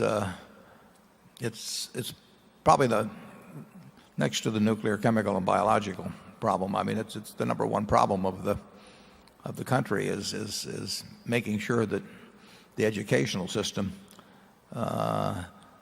is the best in the world. We've got the resources, and we're not providing it. We're not delivering it. So it's very complicated when you operate through thousands and thousands of school districts, and you work with many unions, and you've had, to a great extent, in many areas, the rich opt out of a system and set up a separate system. You know, I am not as concerned about the public golf courses in Omaha as I might be if I played them every day instead of playing at a country club. And if you have a two-tier school system, one for the rich and one for the poor, it's going to be hard to pass bond issues that benefit the people that don't have the money to send their kids to private schools. I'm a big believer in the public school system, though, in terms of equality of opportunity in this country. And, Charlie's thought about education. He's actually come close to running a school, cares about it enormously, so I'll turn it over to him. Well, I learned something rather interesting about Omaha Public Schools on my way to this meeting. I stopped to sign some books in a warehouse in South Omaha, and one of the very nice people in the warehouse was married to an 8th grade teacher in the Omaha Public Schools. And we got to talking about No Child Left Behind, and he said his wife, this 8th grade teacher, had a very interesting system. For the numerous children who couldn't read, she records books on tape, speaking slowly in her own voice, and when some children are reading the books, other children are listening to the tapes, and that way the children who listen to the tapes are not left out when they ask questions about what went on in the books. Well, this is No Child Left Behind in a sense, but it's also failure in a sense. And I think it's very hard for a civilization to fix the situation once somebody is in the 8th grade and can't read. So I think there's a lot of failure, even in relatively advantaged places like Omaha. And it's very serious failure. We never should have allowed it to happen. Yeah, my friend Bill Ruane, who is here, I believe he's here, is doing something extraordinary in terms of a program he has teaching kids to read. In fact, journalists are here should seek out Bill and learn something about the story of what he's done in the last 10 years in terms of moving reading abilities and kids' enthusiasm for reading, which is more important because it's I talked about our managers, and the important thing is that they have a passion for their business. Well, passion for reading can be developed, and Bill is showing that in programs that I think he first started them in Harlem.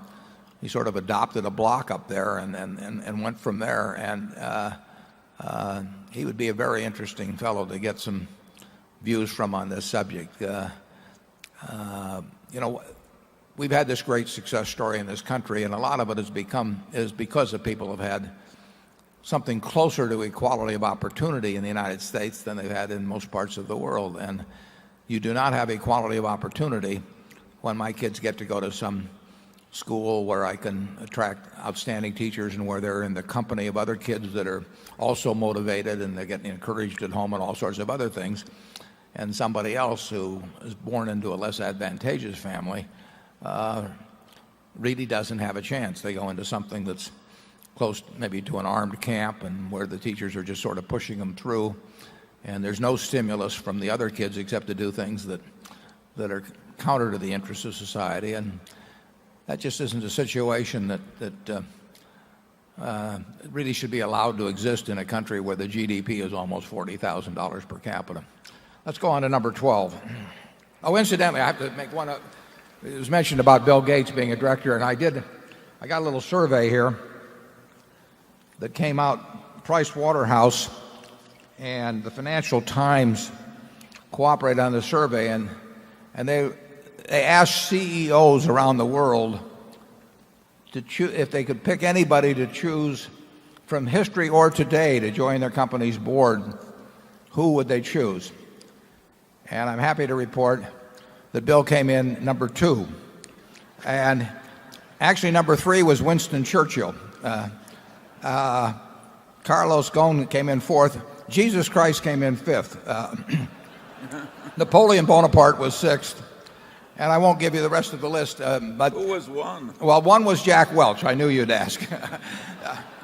But we didn't ask Jack. We asked Bill. So actually, I thought this was quite an interesting list because I think many of the CEOs of the world would prefer people that are dead to be on their board. It's too funny. Now, let's see. Where were we? We're going to number 12. Hello, my name is Robert Peyton from Chicago, Illinois. And on that note, maybe a merger of some sorts between Berkshire and Microsoft is in the works. I keep hinting, but it doesn't do any good. The question that I have is, do you think the shift in the banking system during the 90s to finance home purchases with 0% down impacted the overall savings rate, as home purchases are the largest investment most people make, and the overall rise of home prices driven by these marginal buyers? If so, how would you suggest that we correct the problem? Yeah, of course, anytime a home is constructed, it represents somebody's savings. I mean, the home buyer may buy it for nothing down, but that means he's borrowing 100% of the mortgage through a mortgage that somebody else has saved somewhere, maybe intermediated 3 or 4 times or something of the sort. But home construction comes about through savings. Now, there's no question that terms have become easier and easier, and I've talked to certain mortgage bankers about this subject, but terms have become easier and easier as prices have increased. Now, that is absolutely counter to how people think about lending in general. Generally, the more the asset class becomes inflated, the less a prudent banker will lend. But of course, in this country now, you have mortgages intermediated in a way that the person buying the mortgage, in the case of, I'm thinking of Freddie and Fannie and other forms like that, so we're about the lower priced houses, but the mortgage buyer does not need to care about what kind of mortgage, what kind of a financial transaction the purchase is. All they have to do is look at the guarantee, and they look at that rather than whether somebody's put any money down or anything of the sort. So I think you've had easy financing facilitating a boom in real estate prices, even at the higher levels. And I think that which has occurred in other asset classes in the past. I mean, that farm bubble I talked about was facilitated by the fact that banks in small towns, who generally have been very conservative in lending, went crazy around 1980, and they lent amounts that the farm itself could never repay.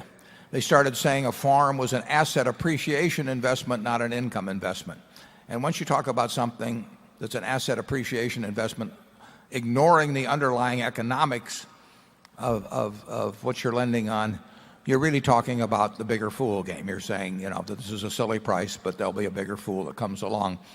And that actually can be a profitable game for a while, but it's nothing that bankers should engage in. So I would say that easy lending obviously does contribute to overall in the country to a lower savings rate. But in effect, somebody has to save for somebody else to borrow. And what is happening now is the rest of the world is saving. So that in the U.S., in global terms I'm talking, but the rest of the world is saving, and they're sending us $2 billion. We're sending them, in effect, claims or ownership of $2 billion. They're investing $2 billion a day in the United States. But a lot of economists will say, well, that's what's really going on. The world loves our assets so much, and they have so much confidence in America that the present current account deficit is driven by the fact they want to invest. I don't believe that at all. I think it's just silly, frankly, to make that argument. They are investing because they have to, because of our consumption habits, and not because they want to. And I think the declining dollar is evidence of that. Charlie?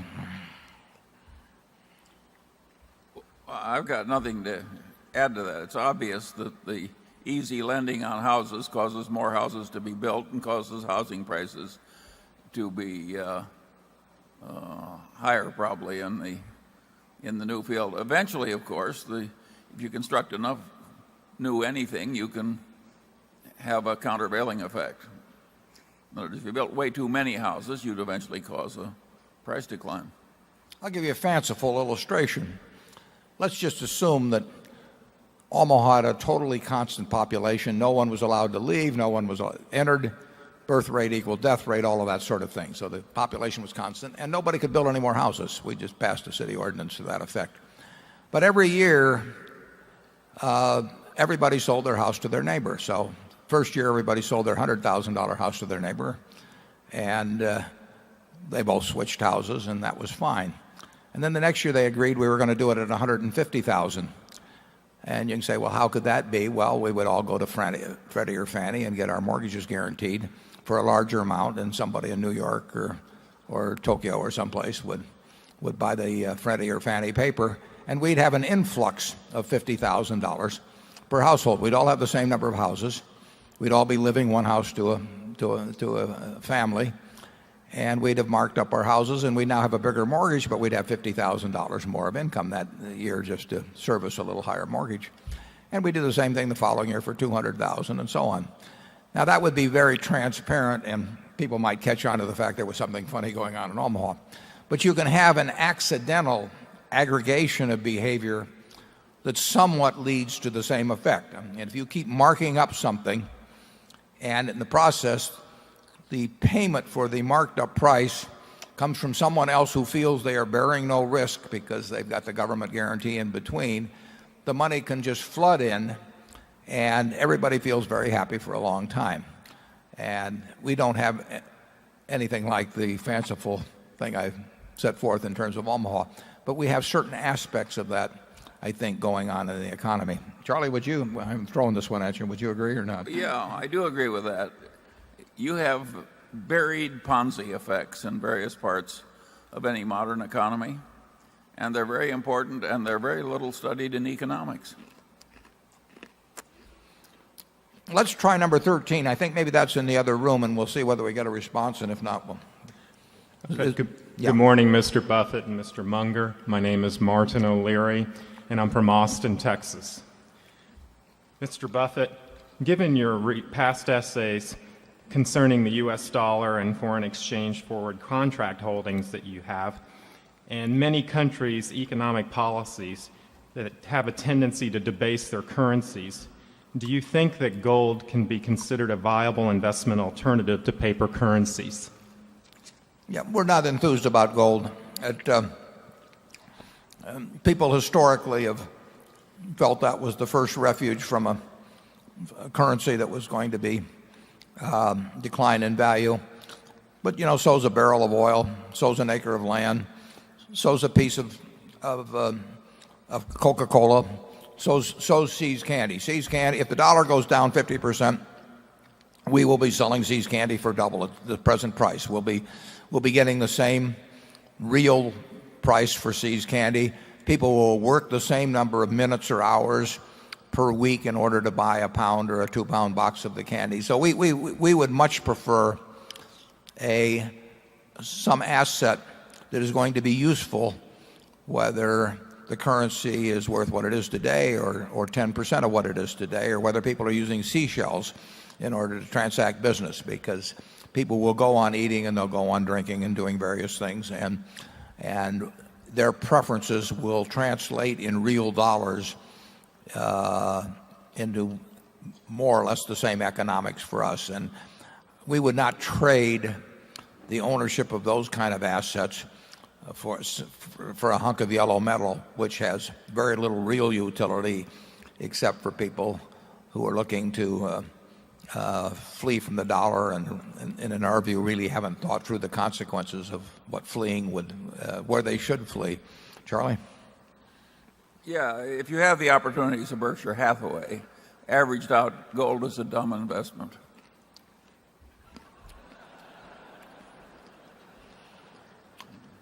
My dad was a huge gold enthusiast, so I sat around the dinner table. My two sisters are here too. They will testify to it.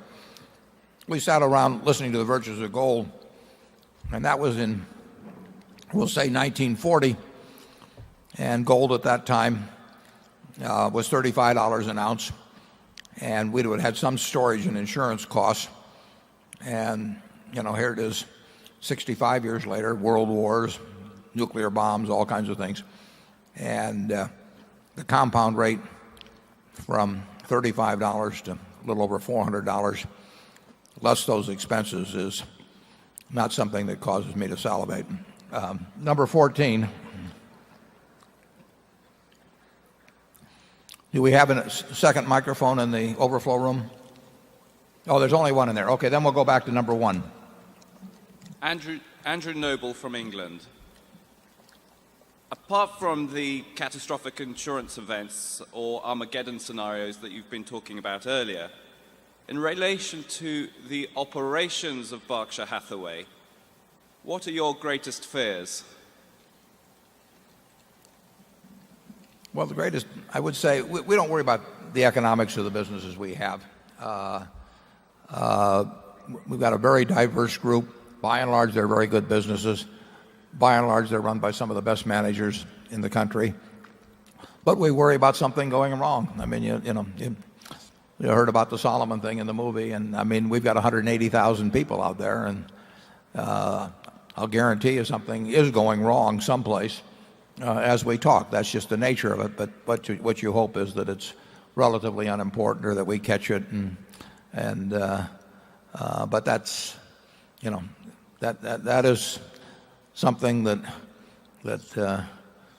we know will happen. We try to have a culture that minimizes that, and I think we do have a culture that minimizes that. It's very important in our view to have the right incentives, and many places we think have incentives that aren't so good. I mean, when I get on an airplane and we own the company like NetJets, the last thing in the world I want to tell the pilot is that I'm running late and I hope we can get to New York a little faster. I mean, that is dumb to incent a pilot who may be worried that, somehow you affect his job or something, to get in a hurry about the takeoff or the checklist or whatever it may be. And companies do that time after time in their compensation plans or things that they incent people, in our view at least, to some of the wrong things. That doesn't mean nothing wrong will happen under any circumstances, but you should not have a system that causes people to, for example, worry about quarterly earnings. None of our managers do not submit budgets into Almo. I have no idea what we're going to earn next quarter, and I have no implicit body language out there or anything of the sort to our managers that I'm hoping to earn X dollars per share in the quarter, because in the insurance business particularly, you can report any numbers basically that you want to if you write long tail business for a short period of time. And we've got 45 billion of loss reserves. Well, who knows whether the right figure is 45 billion or 46 or 44. And if the desire is to report some given number in a given quarter, instead of saying 45 billion, you say 44.75 billion or something of the sort. So we have no incentives in terms of how people are paid, or in terms of the fact they just don't want to let me down. Let's assume at the start of the year I asked everybody to submit budgets, and then I went out in Wall Street and preached a bunch of numbers.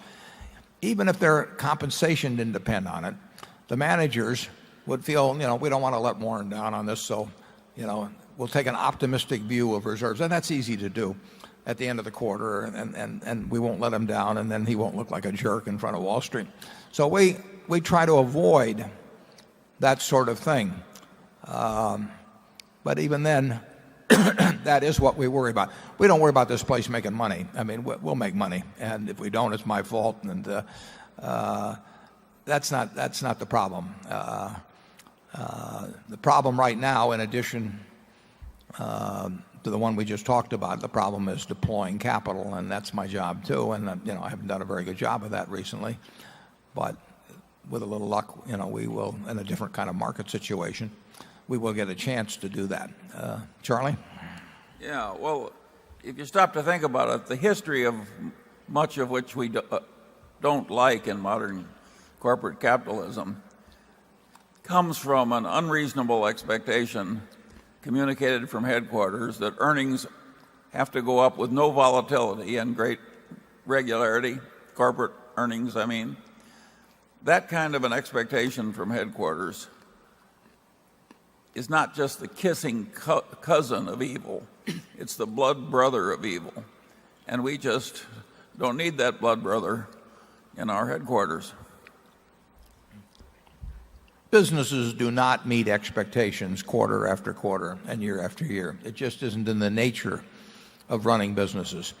And in our view, people that predict precisely what the future will be are either kidding investors, or they're kidding themselves, or they're kidding both. And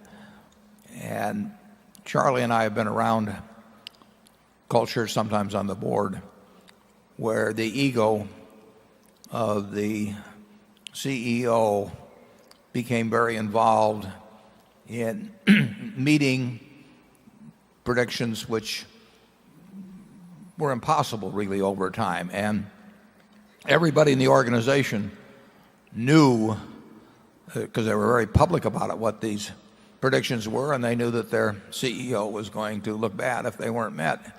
And that can lead to a lot of bad things. You get enough bad things anyway. I mean, but setting up a system that either exerts financial or psychological pressure on the people around you to do things that they probably really don't even want to do in order to avoid disappointing you. I mean, I just think that it's a terrible mistake, and we'll try to avoid it.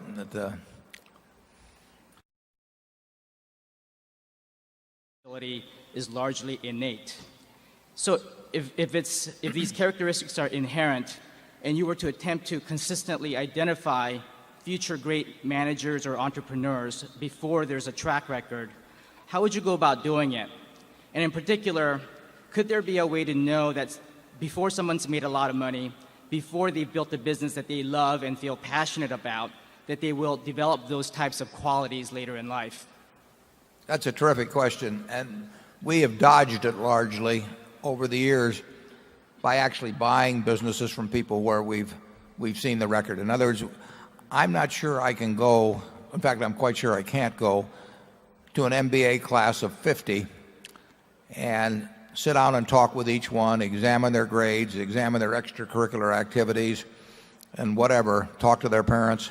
I'm not sure I could rank those 50 very well in terms of their potential for future business success. And of course, some of it would depend on what areas they entered into in business. So I think it's tough.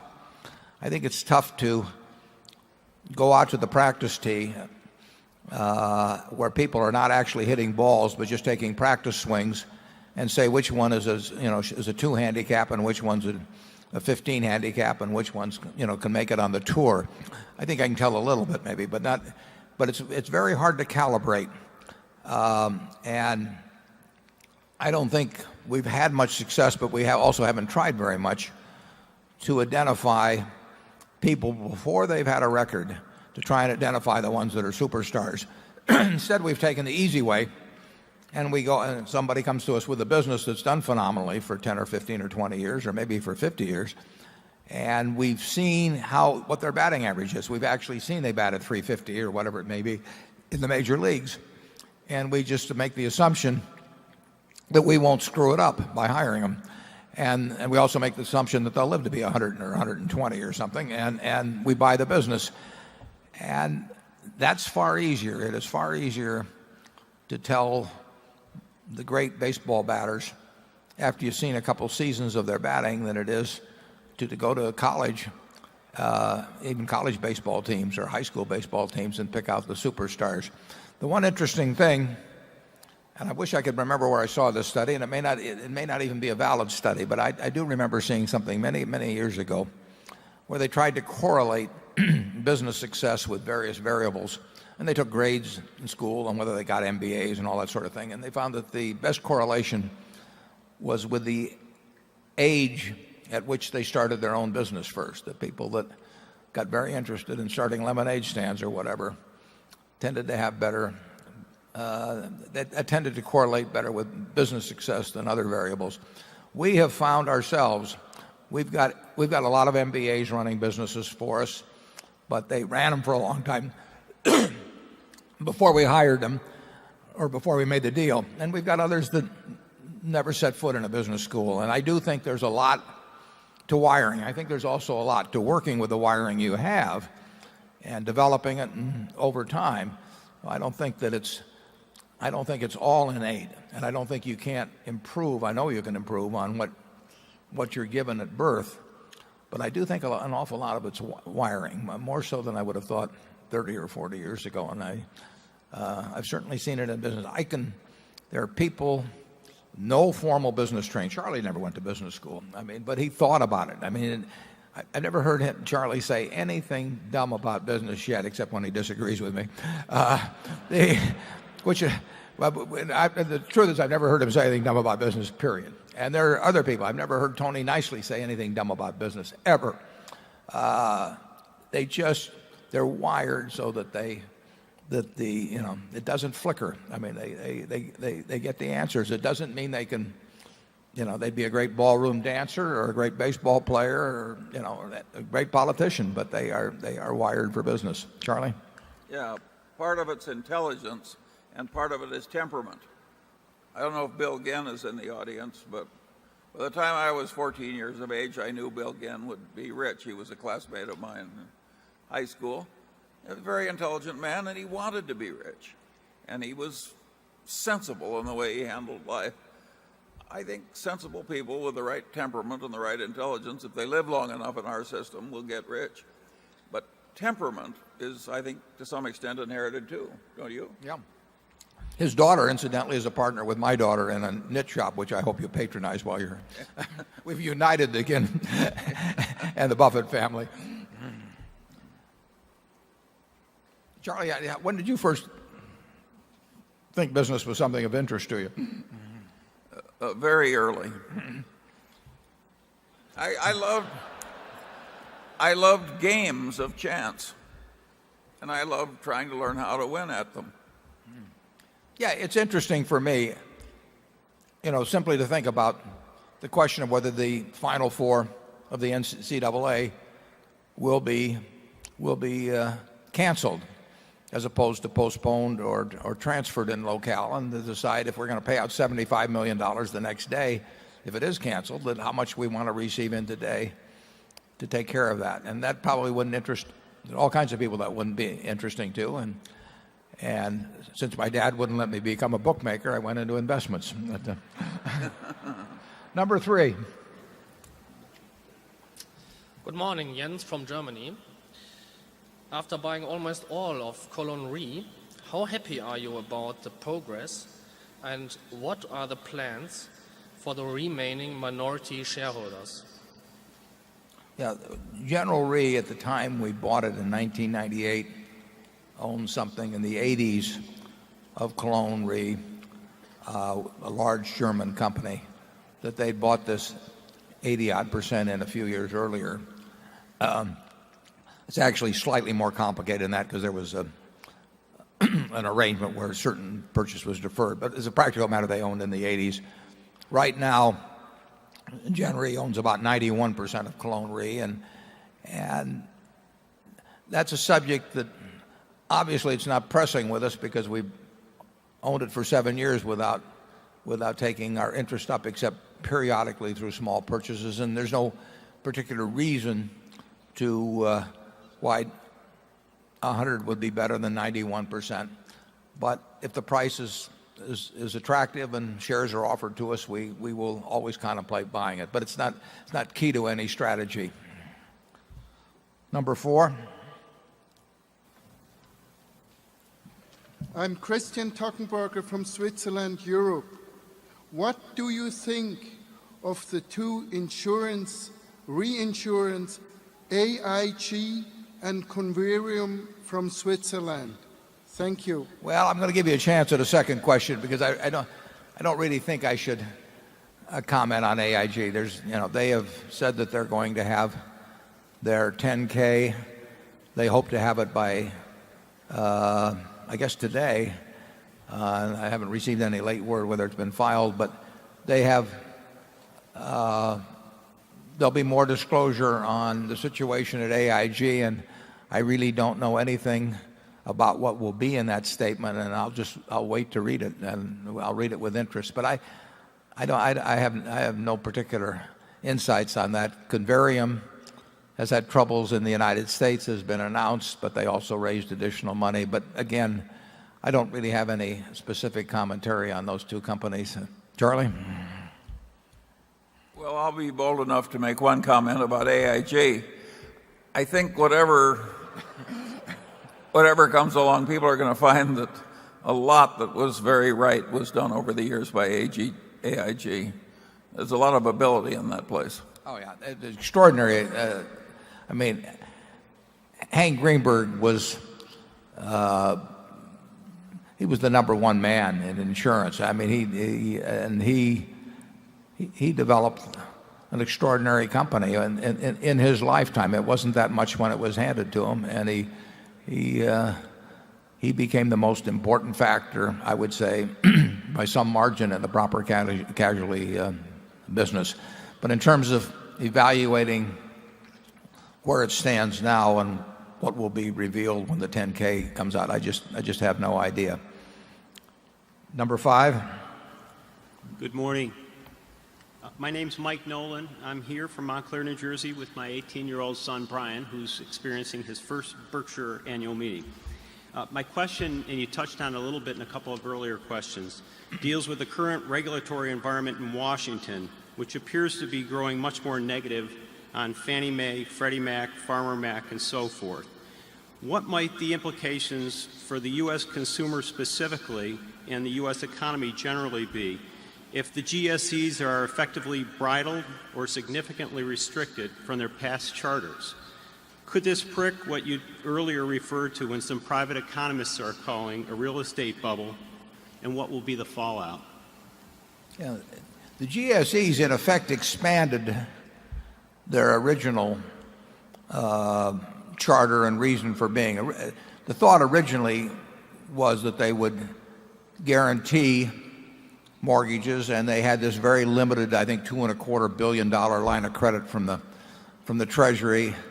But they were brought in to an extent to do what FHA and VA had done for mortgages in their arena, was to give people confidence in borrowing money or in lending money far away from their own geographical location. I mean, when I borrowed money on my house bought it in 1958, I mean, I went down to see Mr. Brownlee at the Occidental Building and Loan, and he knew something about me, and he knew something about my parents, and he knew where the house was and all of that. But as the mortgage market became more institutionalized and it became the source of funds became geographically far more distant from the user of the funds, in order to have a market in which would be efficient, the GSEs were a very logical development. And the GSEs came in, Freddie and Fannie, and the idea was that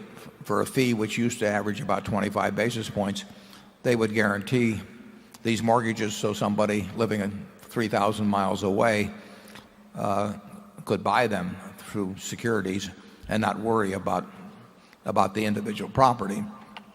And then the portfolio operations developed over the following years, and of course they enabled the GSEs to earn high rates of return on capital, because in effect the GSEs were looked at as government guaranteed, so that people would lend them money without worrying about the degree of leverage employed.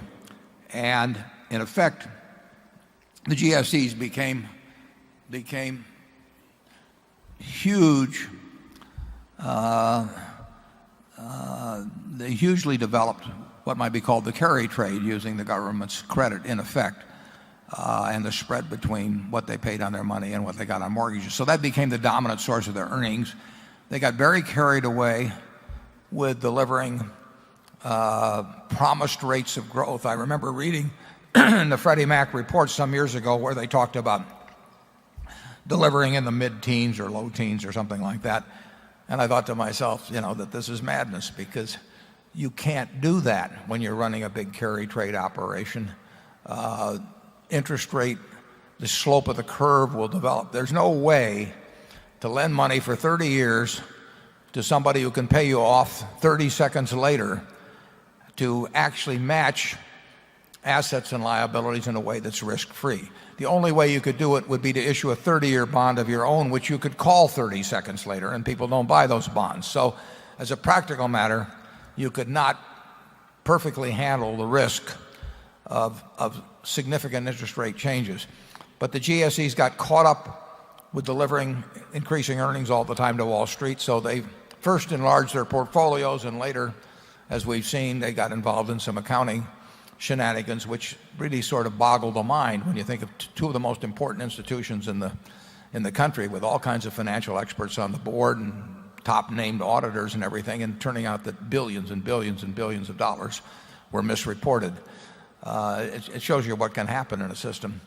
Now Congress is reacting, administration is reacting, Alan Greenspan's reacting, in terms of saying that, what have we created? What is this situation where these two companies have $1.5 trillion or more of mortgages they own, and people really think the federal government is on the hook, and the federal government wants to say it isn't on the hook, but the truth is it is on the hook. And institutions worldwide own the securities based on this implied promise, and it was all being done just because basically these companies wanted earnings per share to go up. Now they say they did it to maintain an orderly market and all that stuff in the mortgages, but that they were really set up to guarantee mortgage credit. And there's going to be reaction in Congress. There'll be a huge fight. Both of those institutions have been heavy supporters of various legislators over the years. They've got lots of clout, not as much clout as they had a year ago, but they've got lots of clout in Congress. And on the other hand, people have lost faith to some degree in what they've done, and they've also seen that the consequences of the government issuing a blank check to two institutions that are trying to produce annual gains in earnings per share of 15%, and doing it by accounting means when they ran out of the ability to do it by other means. So it's something that Congress should be giving a lot of attention to. They can't cut them off, in my view, and I think most people's view. They can't say get rid of your portfolios or anything like that. So my guess is that some kind of a curtailment comes in some kind of tougher accounting requirements come in. Sometimes it may be tougher capital ratios.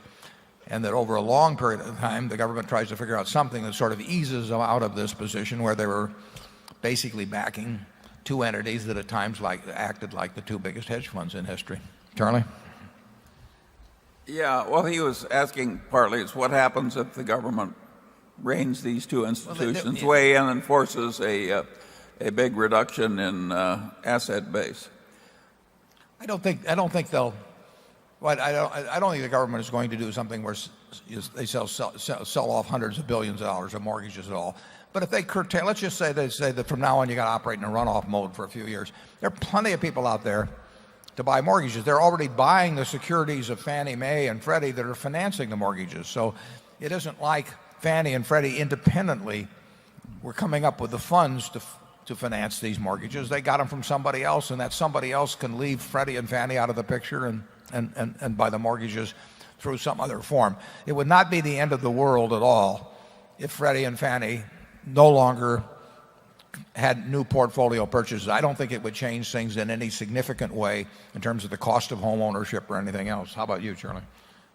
Well, I agree. I don't think it would have enormous macro effects if future growth were curtailed.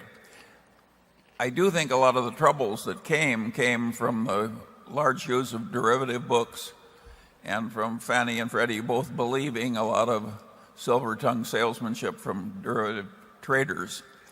And as many of you know, I think there is much wrong with derivative accounting and derivative trading operations in the United States, and I don't think the full penalties have yet been paid.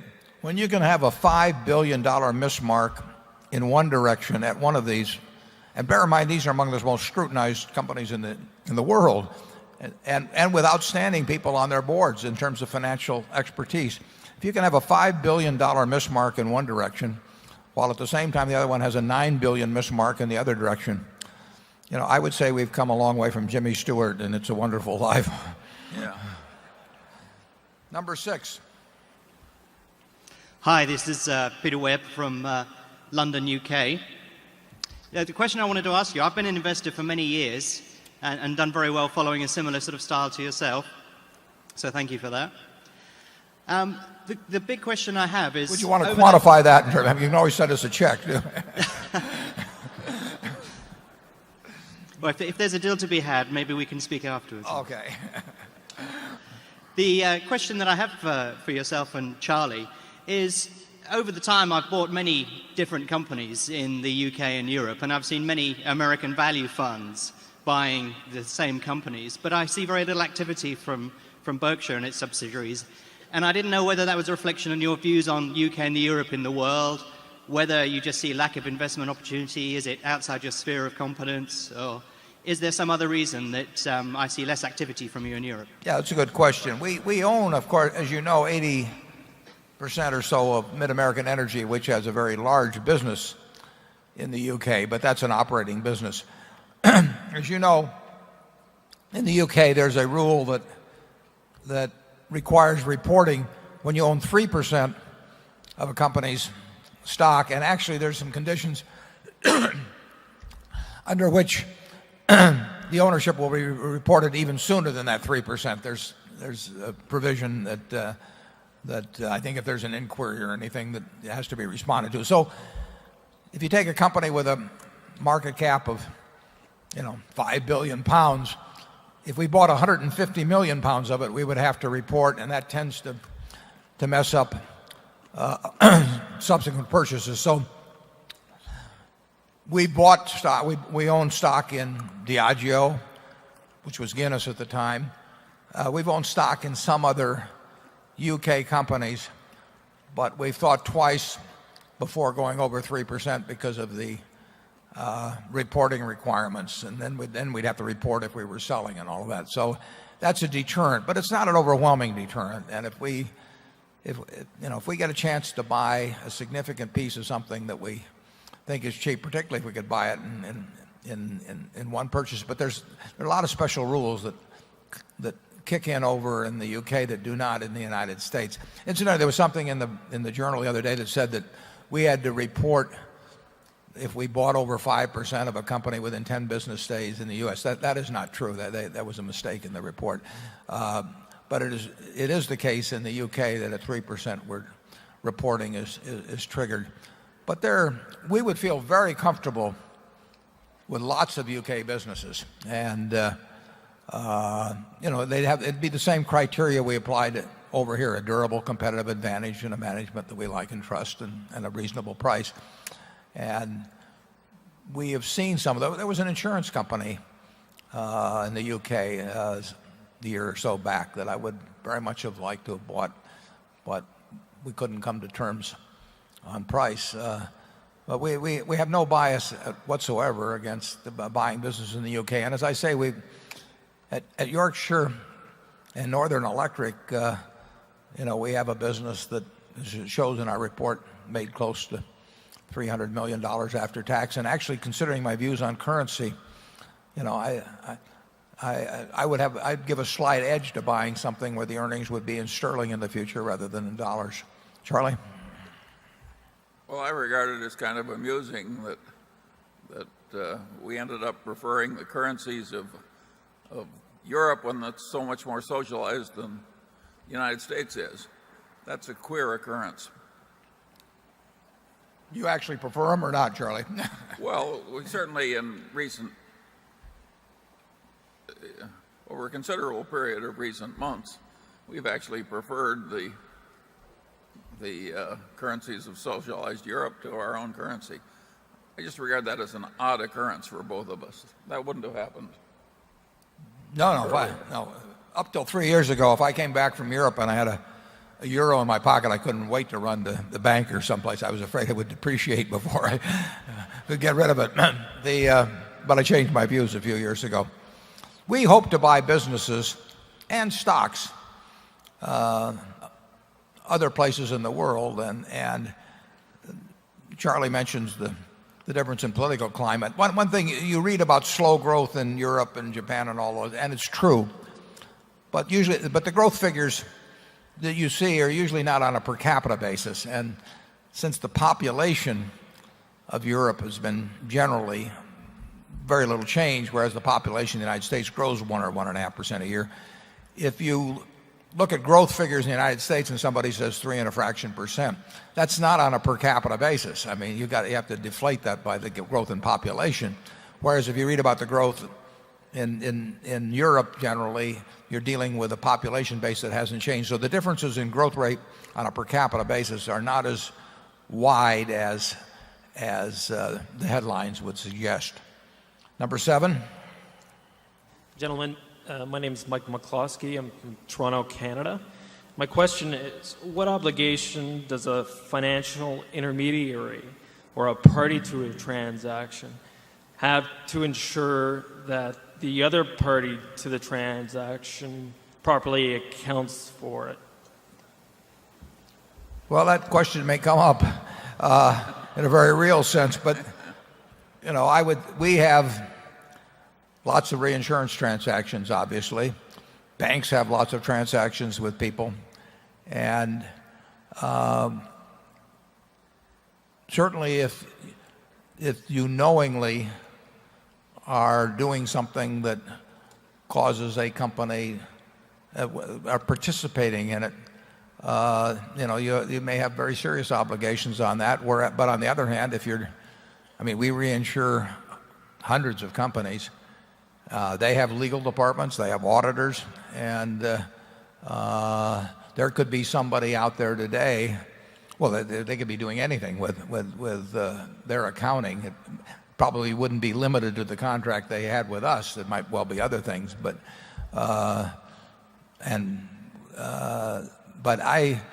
it really gets down to whether there's knowing participation, I would say. Isn't that right, Charlie?